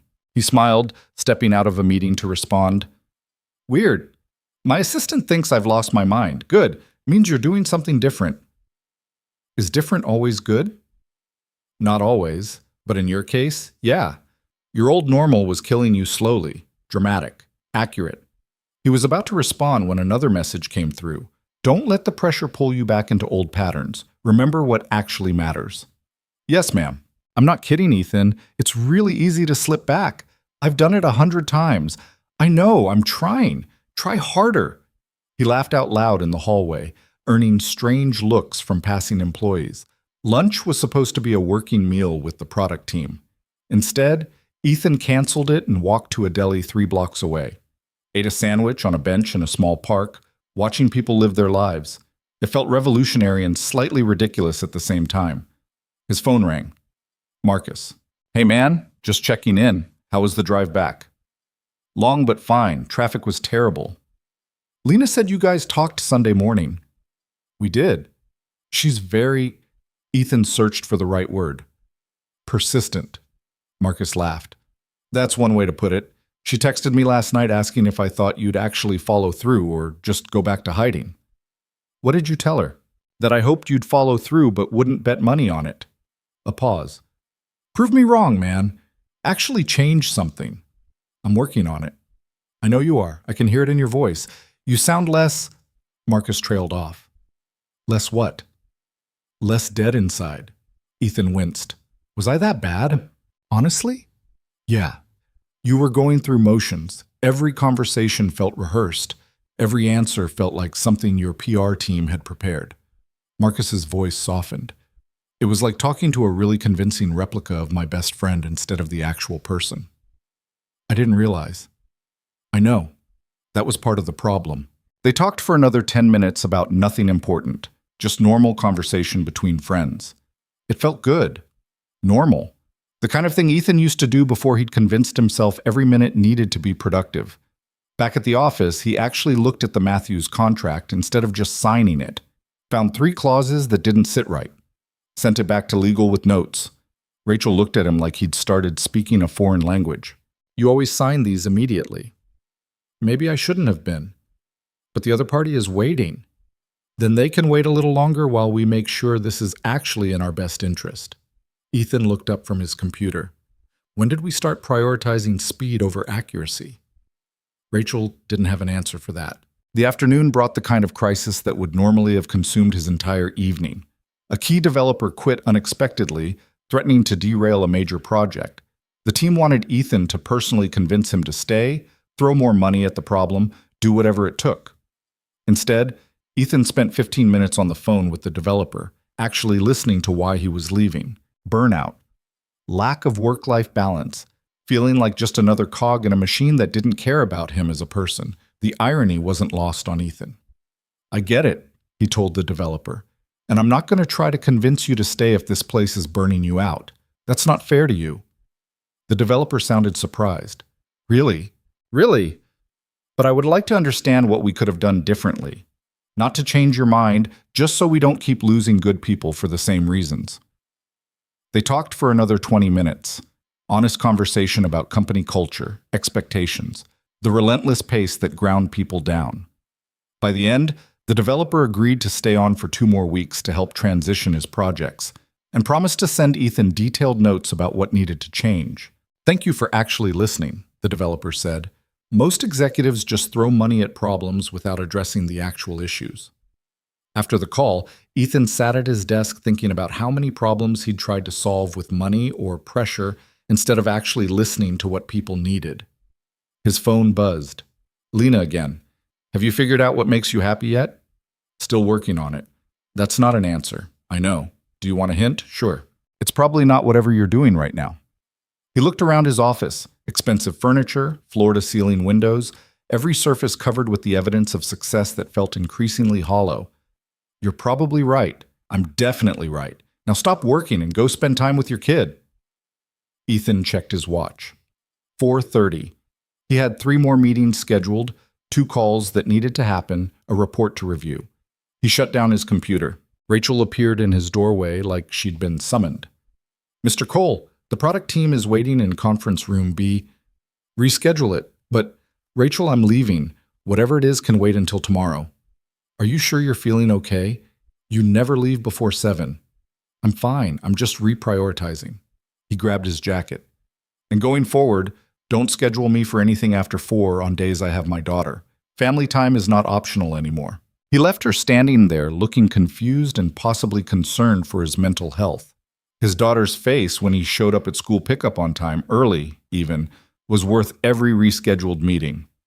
Daddy, you're here! Where else would I be? Usually Mrs. Chen picks me up and you're at work. Another small knife to the heart. Not today. Today we're going to do something fun. Like what? I don't know yet. What do you want to do? She thought about it seriously. Can we go to the art store? I need new colored pencils. So they went to the art store. Then they got ice cream even though it was October and too cold for ice cream. Then they went to a park and fed ducks stale bread his daughter found in the bottom of her backpack. Normal things, simple things. The kind of afternoon that wouldn't look impressive to anyone but meant everything to a 6-year-old who was used to her father being absent. That night, after dinner and homework and stories, his daughter looked up at him from her pillow. Are you going to keep being like this? Like what? Here. Not on your phone. Actually playing with me instead of just watching me play. Ethan felt his throat tighten. I'm going to try really hard to keep being like this. Promise? I promise I'll try. I might mess up sometimes, but I'll keep trying. She nodded seriously, like they'd just signed a contract. Okay, that's good enough. After she fell asleep, Ethan called Lena. Hey, she answered on the second ring. How was day 1 of the new Ethan? Weird? Good weird, I think, but weird. He settled onto his couch. My assistant thinks I'm having a breakdown. My product team doesn't know how to handle me actually delegating, and I left work at 4:30. 4:30? Wow, what a rebel. For me it is. He smiled. I took my daughter to the art store and we got ice cream and fed ducks in the park. Sounds terrible. It was perfect, actually. His voice caught slightly. She asked if I was going to keep being like this, being present, actually showing up. What did you tell her? That I'd try. That I might mess up, but I'd keep trying. Lena was quiet for a moment. That's all anyone can do, Ethan. Try. Mess up. Keep trying anyway. You make it sound simple. It's not simple, it's just honest. He heard her moving around, the sound of dishes clinking. But here's the thing. Trying today doesn't mean anything if you give up tomorrow. This isn't a weekend experiment. It's a complete restructuring of how you live. I know. Do you? Because I've seen people make big declarations about changing their lives and then slip right back into old patterns the moment things get hard. You don't think I can do this. I think you want to do this. But wanting isn't the same as doing. Her voice was gentle but firm. Change is uncomfortable, Ethan. It means disappointing people who are used to you being available all the time. It means giving up the illusion of control. It means admitting that maybe the way you've been living isn't actually sustainable. Thanks for the vote of confidence. I'm not trying to discourage you. I'm trying to prepare you for how hard this is going to be. She paused. People are going to push back. Your assistant, your team, your investors, they're all going to resist these changes because it makes their lives less convenient. And the temptation to just go back to being who they want you to be is going to be strong. So what do I do? You remember why you're doing this. You think about your daughter asking if you're going to keep showing up. You remember how exhausted you were before you let yourself rest. Her voice softened. And when it gets really hard, you call someone who will remind you that you deserve a life that doesn't require constant performance. Someone like you? Someone like me, or Marcus, or anyone who actually cares about you as a person instead of what you can provide. They talked for another hour about nothing and everything: work stress, parenting challenges, Lena's ongoing struggle to make rent while taking care of her family. Normal conversation between two people getting to know each other. It felt easy in a way Ethan's conversations rarely did. I should let you go, Lena said eventually.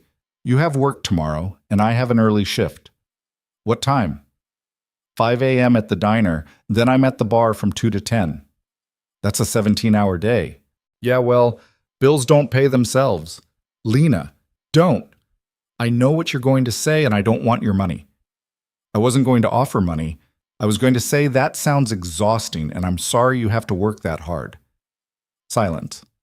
Then, oh, not everyone who has money is trying to solve problems by throwing cash at them. Sorry, I'm defensive about that. She sighed. I've had too many people try to help in ways that felt more like pity than actual support. I get it. He paused. But for the record, if you ever actually need something, I hope you'd let me know. I'll keep that in mind. Her voice was softer. Good night, Ethan. Good night.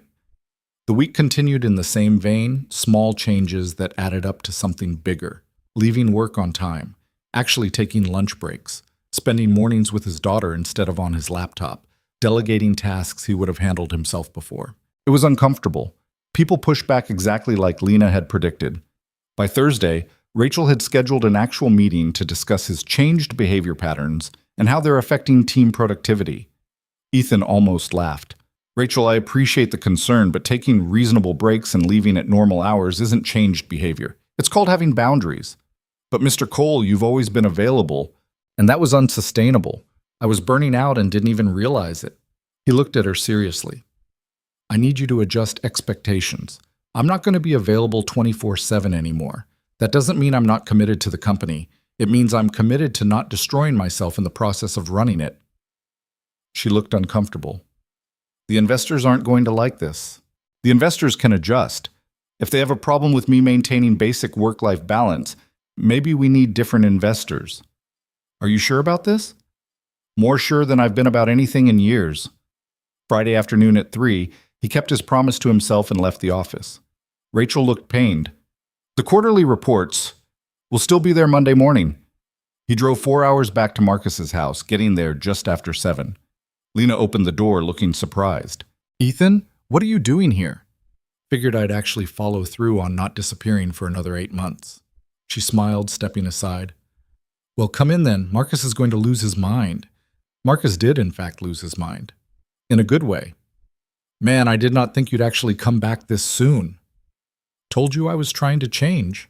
They had dinner, just the 3 of them this time, since it wasn't a planned gathering.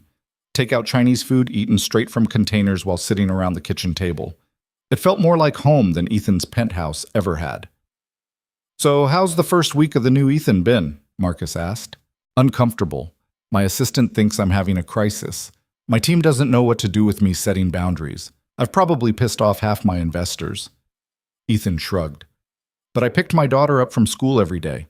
Had actual conversations instead of scheduled check-ins. Left work at reasonable hours. And? Lena prompted. And it feels like I'm learning how to breathe again. Good. She reached across the table, squeezed his hand briefly. Keep breathing. They stayed up late talking, the 3 of them swapping stories and laughing at stupid jokes. At some point, Marcus fell asleep on the couch, mid-conversation. Lena threw a blanket over him. He always does this, gets comfortable, and just passes out. Should we wake him? Nah, let him sleep. She gestured toward the kitchen. Want some tea? They made tea and settled at the kitchen table, speaking in low voices to not wake Marcus. Can I tell you something? Lena said, cupping her mug. Of course. I didn't think you'd actually follow through. When you left Sunday, I figured it was a nice weekend for you, but you'd go back to your old life and forget all about us. You have very little faith in me. I have realistic expectations based on watching people make promises they don't keep. She met his eyes. I'm glad you proved me wrong. Me too. But this is just week 1, Ethan. The real test comes when things get hard, when the pressure builds, when old habits start looking comfortable again. I know. Do you? She leaned forward. Because I've been where you are, made big declarations about changing my life, taking care of myself, setting boundaries, and then my nephew got sick, and my grandmother needed medicine we couldn't afford, and I was right back to working myself to death. What changed? Nothing changed. I'm still working myself to death. I just learned to ask for help sometimes instead of carrying it all alone. She smiled sadly. It's not a triumphant story. It's just surviving with slightly less denial. That's still better than where I was. Maybe, but don't romanticize this, Ethan. Real change is messy and slow, and you backslide constantly. It's not a movie montage where everything gets better because you had one good weekend. I'm not expecting a movie montage. Good. Because you're going to have days where you snap at your daughter because work was stressful. Days where you stay late at the office even though you promised you wouldn't. Days where you check your phone during family dinner. She held his gaze. And on those days, you don't give up. You just acknowledge you messed up and try again tomorrow. You're very wise for someone who's broke and exhausted. Suffering is an excellent teacher. She took a sip of tea. I just don't want you to crash and burn when reality hits and you realize sustainable change is harder than weekend inspiration. Then help me not crash and burn. How? Keep calling me on my bullshit. Keep reminding me what actually matters. Keep being honest even when it's uncomfortable. He reached across the table, taking her hand. You're really good at that. Lena looked at their joined hands, then back at his face. Something shifted in her expression. Softness mixed with caution. Ethan, I'm not asking for anything complicated. Just friendship, honesty. Someone who sees me as a person instead of a walking checkbook. Is that all? He knew he should say yes. Keep it simple, not complicate things. Instead, he told the truth. I don't know, maybe not. But I'm not ready to figure out what else it might be yet. Fair enough. She didn't pull her hand away. But I need you to understand something. I don't have the capacity for complicated right now. I'm barely keeping my head above water as it is. I know. And I don't do casual. I don't have the time or energy for something that's going to fizzle out the moment your life gets back to normal. What makes you think I'm going back to normal? Everyone goes back to normal eventually. The question is whether your new normal is actually different or just a temporary performance. Ethan wanted to promise it would be different, wanted to make declarations about how serious he was about changing, but Lena would see through those promises immediately. So instead he just said, I guess we'll find out together. She studied him for a long moment, then nodded. Yeah, I guess we will. They sat there in this quiet kitchen, hands still linked across the table, both knowing they were stepping into something neither of them fully understood yet. But for once, Ethan wasn't trying to control or predict or manage what came next. He was just letting it unfold. And that felt like progress. The next 3 months didn't unfold like a redemption story. They unfolded like real life. Messy, inconsistent, 2 steps forward and 1 step back on good days, 1 step forward and 3 steps back on bad ones. Ethan screwed up constantly. There was the Tuesday in late October when an investor crisis pulled him into emergency meetings until 9 p.m., and he missed his daughter's school play. She cried. He apologized. She forgave him faster than he forgave himself. There was the week in November when old habits kicked in hard, and he worked through an entire weekend, convincing himself it was necessary when it really wasn't. His daughter spent Saturday drawing pictures of empty chairs with the caption, "Where Daddy Sits." That one hurt worse than any business failure ever had. There was the morning in early December when Lena called at 2 a.m. because her grandmother had fallen and she was at the hospital alone and terrified. Ethan drove 4 hours in the middle of the night, arriving to find her in the waiting room looking smaller and more vulnerable than he'd ever seen her. "You didn't have to come," she said, but she was crying. "Yeah, I did." They sat in uncomfortable plastic chairs while doctors ran tests and nurses asked questions Lena was too exhausted to answer properly. Ethan handled the paperwork, made phone calls, got her terrible hospital coffee that she drank anyway. Her grandmother was fine, just a fall, nothing broken, but scary enough at 83. On the drive back to Lena's apartment as dawn broke over the highway, she said quietly, "Thank you for showing up." That's what people do, isn't it? Show up when it matters. Not everyone, not consistently. She looked at him. "You're getting better at it." "I'm trying." "I know." But the progress wasn't linear. 2 weeks later, Ethan snapped at his daughter over something stupid, spilled juice on his laptop during a video call. He yelled. She flinched. He immediately hated himself. He called Lena that night, voice rough. "I'm turning into my father, the kind of parent who values things over people." "You're not turning into anything. You had a bad moment. Apologize to her and do better tomorrow." "What if I keep having bad moments?" "Then you keep apologizing and keep trying." Her voice was firm.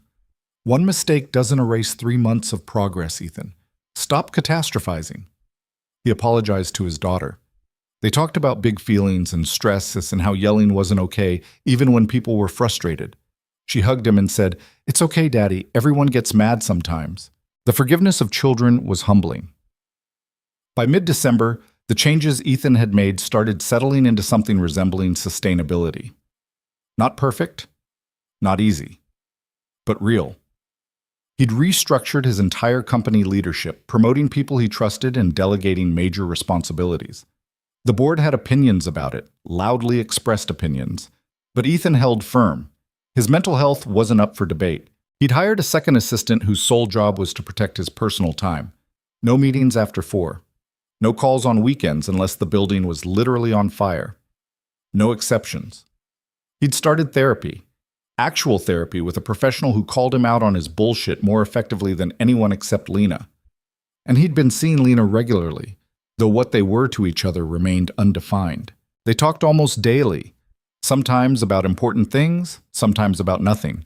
He drove to visit her and Marcus every other weekend. She came to the city occasionally when her schedule allowed, meeting his daughter, eating dinner in his penthouse that felt less empty when she was there.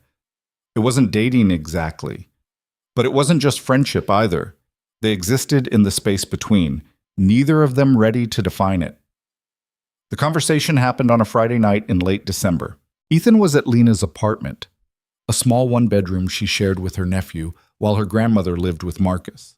The place was cramped and worn, furniture that had seen better decades, but it felt warmer than any space Ethan owned. They were cooking dinner together, moving around the tiny kitchen in practiced rhythm.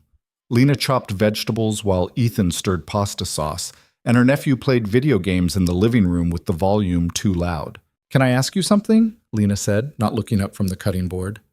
"Always." "What are we doing here?" Ethan's hand stilled on the spoon. "What do you mean?" "I mean this. Us. Whatever this is." She gestured vaguely between them. "We talk every day. You drive 4 hours to see me. I'm meeting your daughter and eating dinner in your kitchen. But we've never actually discussed what any of it means." "Does it need to mean something specific? Doesn't it?" She set down the knife, turned to face him. "I'm not good with undefined things, Ethan. I need to know what I'm doing before I get too invested in something that might not be going anywhere." He turned off the burner, giving her his full attention. "What do you want it to be?" "That's not an answer." "I know, but I need to understand what you're asking." Lena crossed her arms, that familiar defensive posture. "I'm asking if you're actually interested in building something real with me, or if I'm just the person who helped you through a crisis and now we're stuck in some weird gratitude friendship thing." "You think this is gratitude?" "I don't know what this is. That's the problem." She looked at him steadily. "You're a billionaire, Ethan. I work 2 minimum wage jobs and live in an apartment the size of your closet. We exist in completely different worlds, and I need to know if you're slumming it with the poor waitress as some kind of redemption arc, or if you actually see a future here. The words stung, but he understood where they came from. First of all, you're not a waitress I'm slumming it with. You're the person who saw through my bullshit and refused to let me keep hiding. You're smart and stubborn and one of the most genuine people I've ever met. He stepped closer. And second, I don't know what the future looks like, but I know I don't want to stop doing this. Whatever this is. That's still not an answer. Because I don't have a neat answer. I'm figuring this out as I go. He reached for her hand. But I can tell you that when I'm having a bad day, you're the person I want to call. When something good happens, you're who I want to tell. And when I think about my life 6 months from now, I can't imagine you not being in it. Lena's expression softened slightly. That's very sweet. But sweet doesn't pay my rent or fix the fact that we live in different universes. So we figure it out. Together. How? You're going to keep flying in every other weekend forever? I'm going to keep pretending I don't feel out of place in your world? She pulled her hand back. I've watched too many people try to make relationships work across that kind of gap. It doesn't end well. Maybe because they weren't willing to actually bridge the gap. And you are? You're willing to give up your penthouse and your lifestyle for someone who can barely make rent? I'm not asking you to be a charity case, Lena, and I'm not trying to save you. Ethan ran a hand through his hair, frustrated. I'm just saying that money is a detail, not a barrier, unless we make it one. Money is never just a detail when one person has billions and the other is rationing groceries. Then let me help. I don't want your money, Ethan. I've told you that.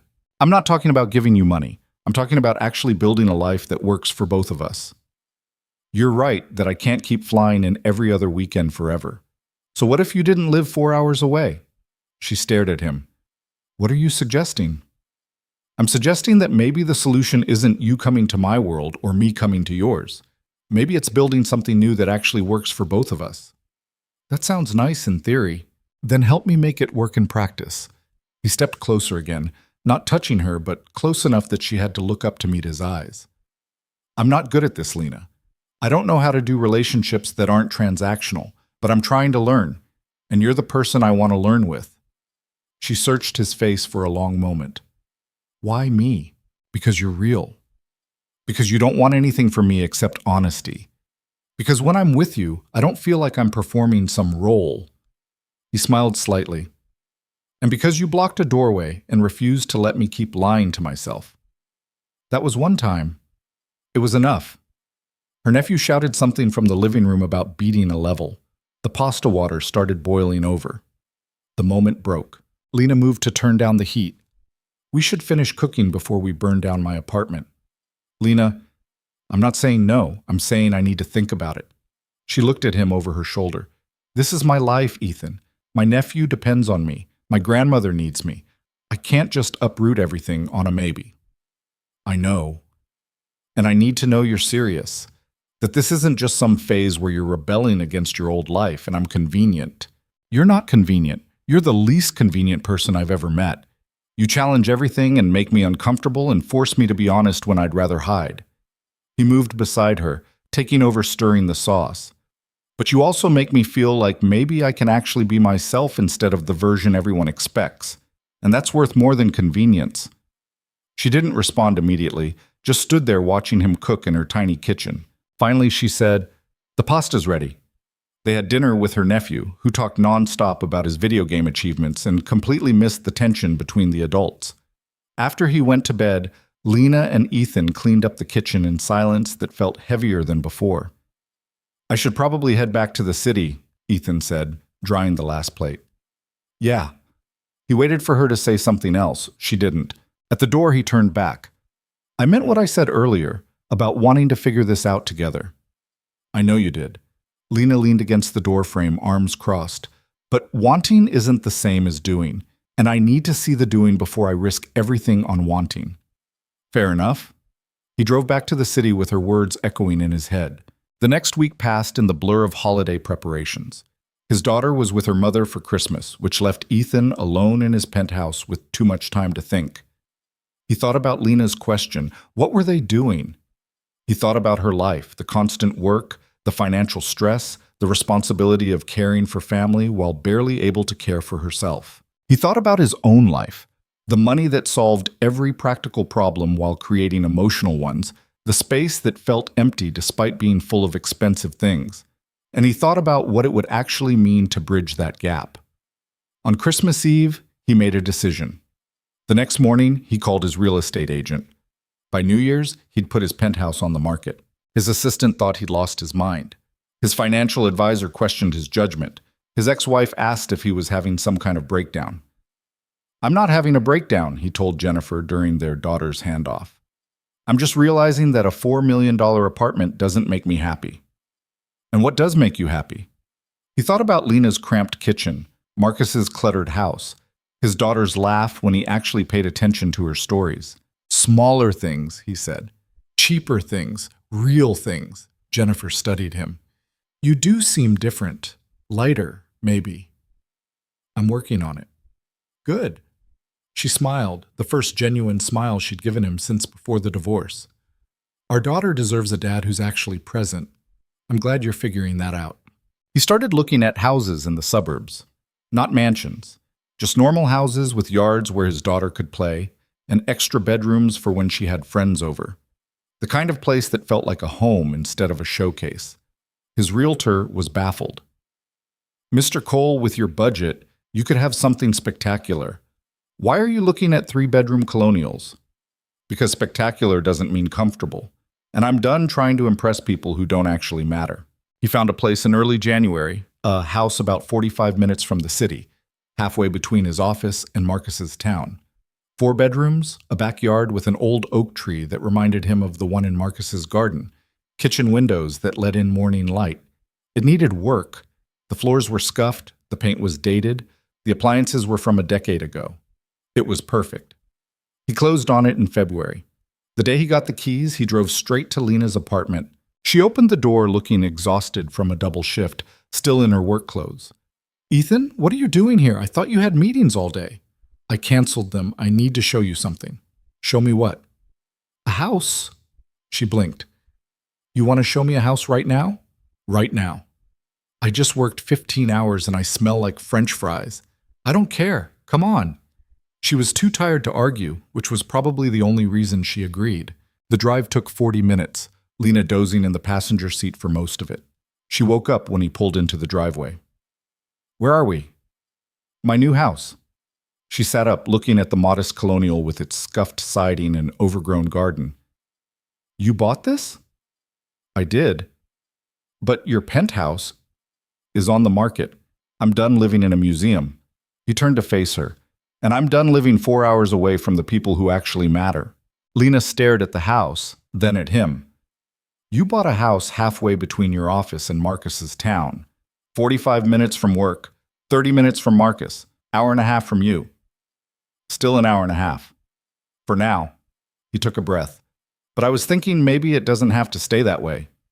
"Ethan, I'm not asking you to move in. I'm not even asking you to make any decisions right now." He gestured to the house. "I'm just showing you that I'm serious.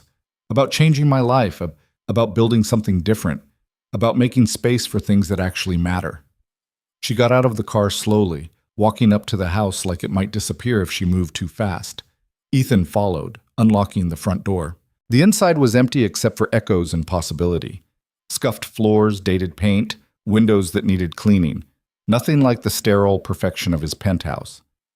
"It needs work," he said, watching her move through the empty rooms. "A lot of work. But I thought maybe that's the point. Building something instead of just buying something finished." Lena turned to face him in the empty living room. "This is crazy." "Probably. You're a billionaire who just bought a house that needs new floors." "Yep." "Why?" "Because my daughter needs a yard to play in. Because I need space that feels like living instead of displaying. Because I want morning coffee in a kitchen with actual light instead of whatever designer nightmare I had before." He paused. "And because I wanted to show you that I'm serious about figuring this out." "By buying a house?" "By choosing a life that has room for more than just work. Room for family, for friends, for..." He stopped. Started over. "For you. If you want that." Lena stood in the middle of the empty room, looking overwhelmed.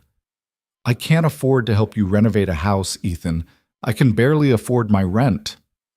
I'm not asking you to afford anything. I'm asking if you can see yourself being part of this. Eventually. When you're ready. Part of what? This life I'm trying to build. The one that's messy and imperfect but real. He moved closer. I know I'm not there yet. I still work too much sometimes. Still slip into old patterns. Still have days where I forget what actually matters. But I'm trying, Lena, and I don't want to do it without you. She looked at him for a long moment. Then she started laughing. What's funny? You, this, all of it. She gestured around the empty house. 3 months ago, you were a workaholic billionaire who couldn't admit he wasn't okay. Now you're standing in an empty suburban house telling me you bought it partially because you wanted to be closer to me.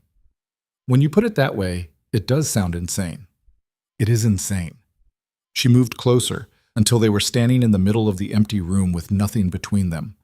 But it's also kind of incredible. Yeah? Yeah.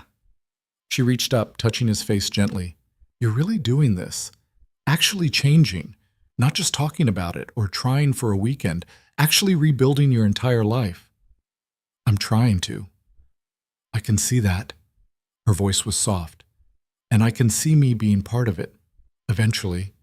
When you're ready. When I'm ready. Not now? Not right now. I still have my nephew to take care of. My grandmother to look after. My own life to figure out. She smiled. But eventually. Yeah, I can see it. He kissed her then, in the empty house with afternoon light streaming through dirty windows. It wasn't perfect or cinematic. Their timing was slightly off and her lips tasted like coffee and exhaustion. It was real. And real was better than perfect anyway. 6 months later, Ethan stood in the same house, now with furniture, fresh paint, floors that didn't creak, and his daughter's drawings covering the refrigerator. The backyard had a swing set he'd assembled himself, which had taken 3 weekends and resulted in 2 smashed fingers and 1 near breakdown. But it was done, and his daughter loved it. Marcus was in the kitchen helping him prepare for a dinner party that would have stressed him out 6 months ago, but now just felt like having people over. I still can't believe you bought a house that needs this much work, Marcus said, chopping vegetables with the same chaotic energy he brought to everything. It's growing on me. The house or the work? Both. Lena arrived with her nephew and grandmother in tow. Her grandmother immediately claimed the most comfortable chair, her nephew beelined for the backyard swing set, and Lena found Ethan in the kitchen. You look stressed, she observed. I'm cooking for 8 people, and I'm not sure I made enough food. You made enough food for 15 people. I saw the grocery receipt. Better too much than too little. She kissed him, quick and easy. You're doing fine. Stop overthinking. His daughter ran through, shouting about the swing set, followed closely by Lena's nephew. The house filled with noise and chaos, and the kind of mess that came from people actually living instead of just existing. Ethan's ex-wife arrived to drop off some of their daughter's things and ended up staying for dinner because that's how these things work now. They were adults, co-parenting, building something functional from the ruins of what hadn't worked. Over dinner, slightly burnt chicken and vegetables that were under-seasoned but edible, Ethan looked around the table, his daughter telling an animated story about school, Lena laughing at something Marcus said, her grandmother offering cooking advice nobody asked for, Jennifer making pleasant conversation with people who'd once been strangers, the kids arguing over who got the last role. Normal, imperfect, real. This was what happiness looked like, he realized. Not achievement or success or wealth. Just people showing up, being present, choosing each other day after day, even when it was hard. Later, after everyone had left and his daughter was asleep and Lena was helping him clean up, she said, You did good tonight. The chicken was burnt. The chicken was fine. And even if it wasn't, that's not what I meant. She dried a plate, set it aside. You were present. Actually here. Not thinking about work or checking your phone or managing everyone. Just being with people. I'm still figuring it out. We all are. That's the point. She put down the towel, turned to face him. You know what I realized tonight? What? A year ago, if someone had told me I'd be dating a billionaire who bought a suburban house and cooks dinner parties, I would have laughed in their face. And now? Now I think maybe I was wrong about a lot of things. About people's capacity to change, about money defining everything, about happy endings being bullshit. She smiled. You proved me wrong, Ethan, and I hate being wrong. But you're okay with it this time. This time, yeah. She moved closer. Because watching you actually become the person you wanted to be instead of the person you thought you had to be, that's worth being wrong about. He pulled her close, resting his forehead against hers. Thank you, he said quietly. For what? For blocking that doorway. For not letting me hide. For being stubborn and honest and refusing to give up even when I gave you every reason to. Someone had to. She pulled back to look at him. Besides, you did the hard part. All I did was point out that you were drowning. You're the one who decided to swim. A year and a half after that weekend at Marcus's house, Ethan got a call from one of his employees. David Chen worked in the development department. Quiet guy, competent, the kind of person who kept his head down and did good work without seeking attention. He'd recently gone through a divorce and started isolating himself from everyone at the office. Ethan had noticed, because he'd learned to notice these things now. He showed up at David's apartment on a Tuesday evening, carrying takeout and refusing to leave when David said he was fine.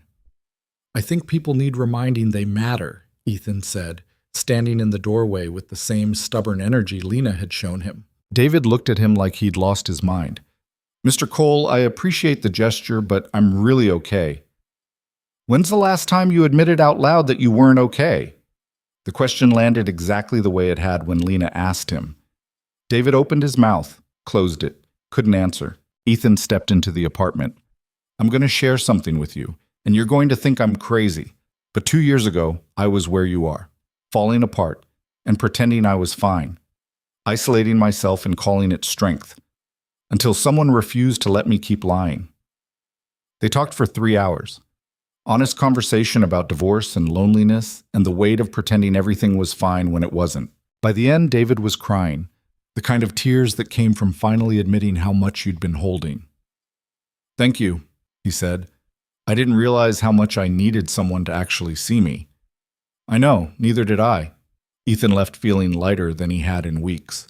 On the drive home, he called Lena. Hey, how was work? She answered. Weird, good weird. I did the doorway thing. You did what? The thing you did to me. Showed up at someone's door and refused to let them pretend they were fine. He could hear her smile through the phone. And I think I might have actually helped. Or at least started to. Look at you, passing it forward. Is that what we're calling it? It's what I'm calling it. You were drowning. Someone threw you a line. Now you're doing the same for other people. Her voice was warm. I'm proud of you, Ethan. I learned from the best. Damn right you did. When he got home, his daughter was doing homework at the kitchen table. Lena's car was in the driveway. She'd moved in 3 months ago, tired of the commute and ready to take the leap. Her nephew was in the living room, her grandmother was reading on the porch, and the house smelled like whatever Lena had started cooking. It was chaotic and imperfect and exactly what Ethan had needed without knowing it. That night, after everyone was asleep, Ethan stood in the backyard looking up at stars he'd never noticed from his penthouse. He thought about the man he'd been 2 years ago, isolated, exhausted, going through motions while calling it success.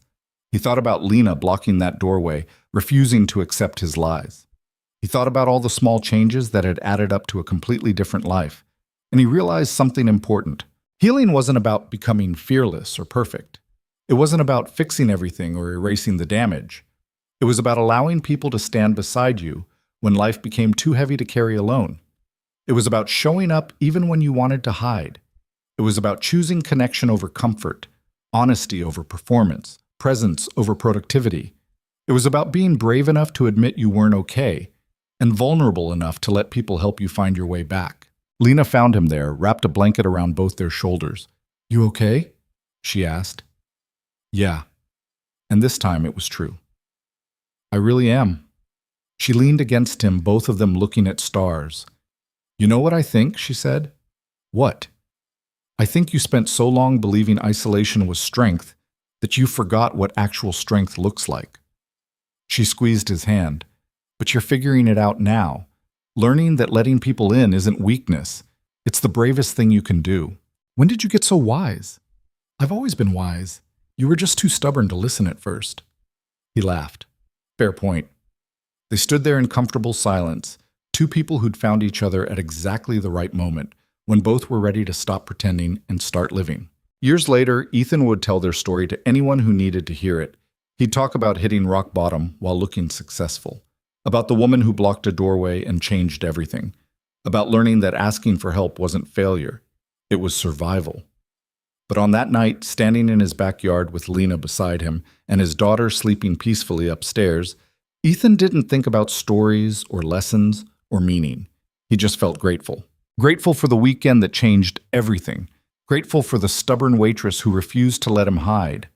Grateful for second chances and new beginnings and the courage to choose differently. At the time, he thought Lena was stopping him from entering the house, but in reality, she'd been helping him find his way home. And home, it turned out, wasn't a place or a possession or an achievement. Home was the people who saw you at your worst and chose to stay anyway. Home was showing up, being present, choosing connection even when isolation felt safer. Home was admitting you weren't okay and letting someone help carry the weight. Ethan had spent 2 years running from that truth, but he wasn't running anymore. He was finally, actually, home.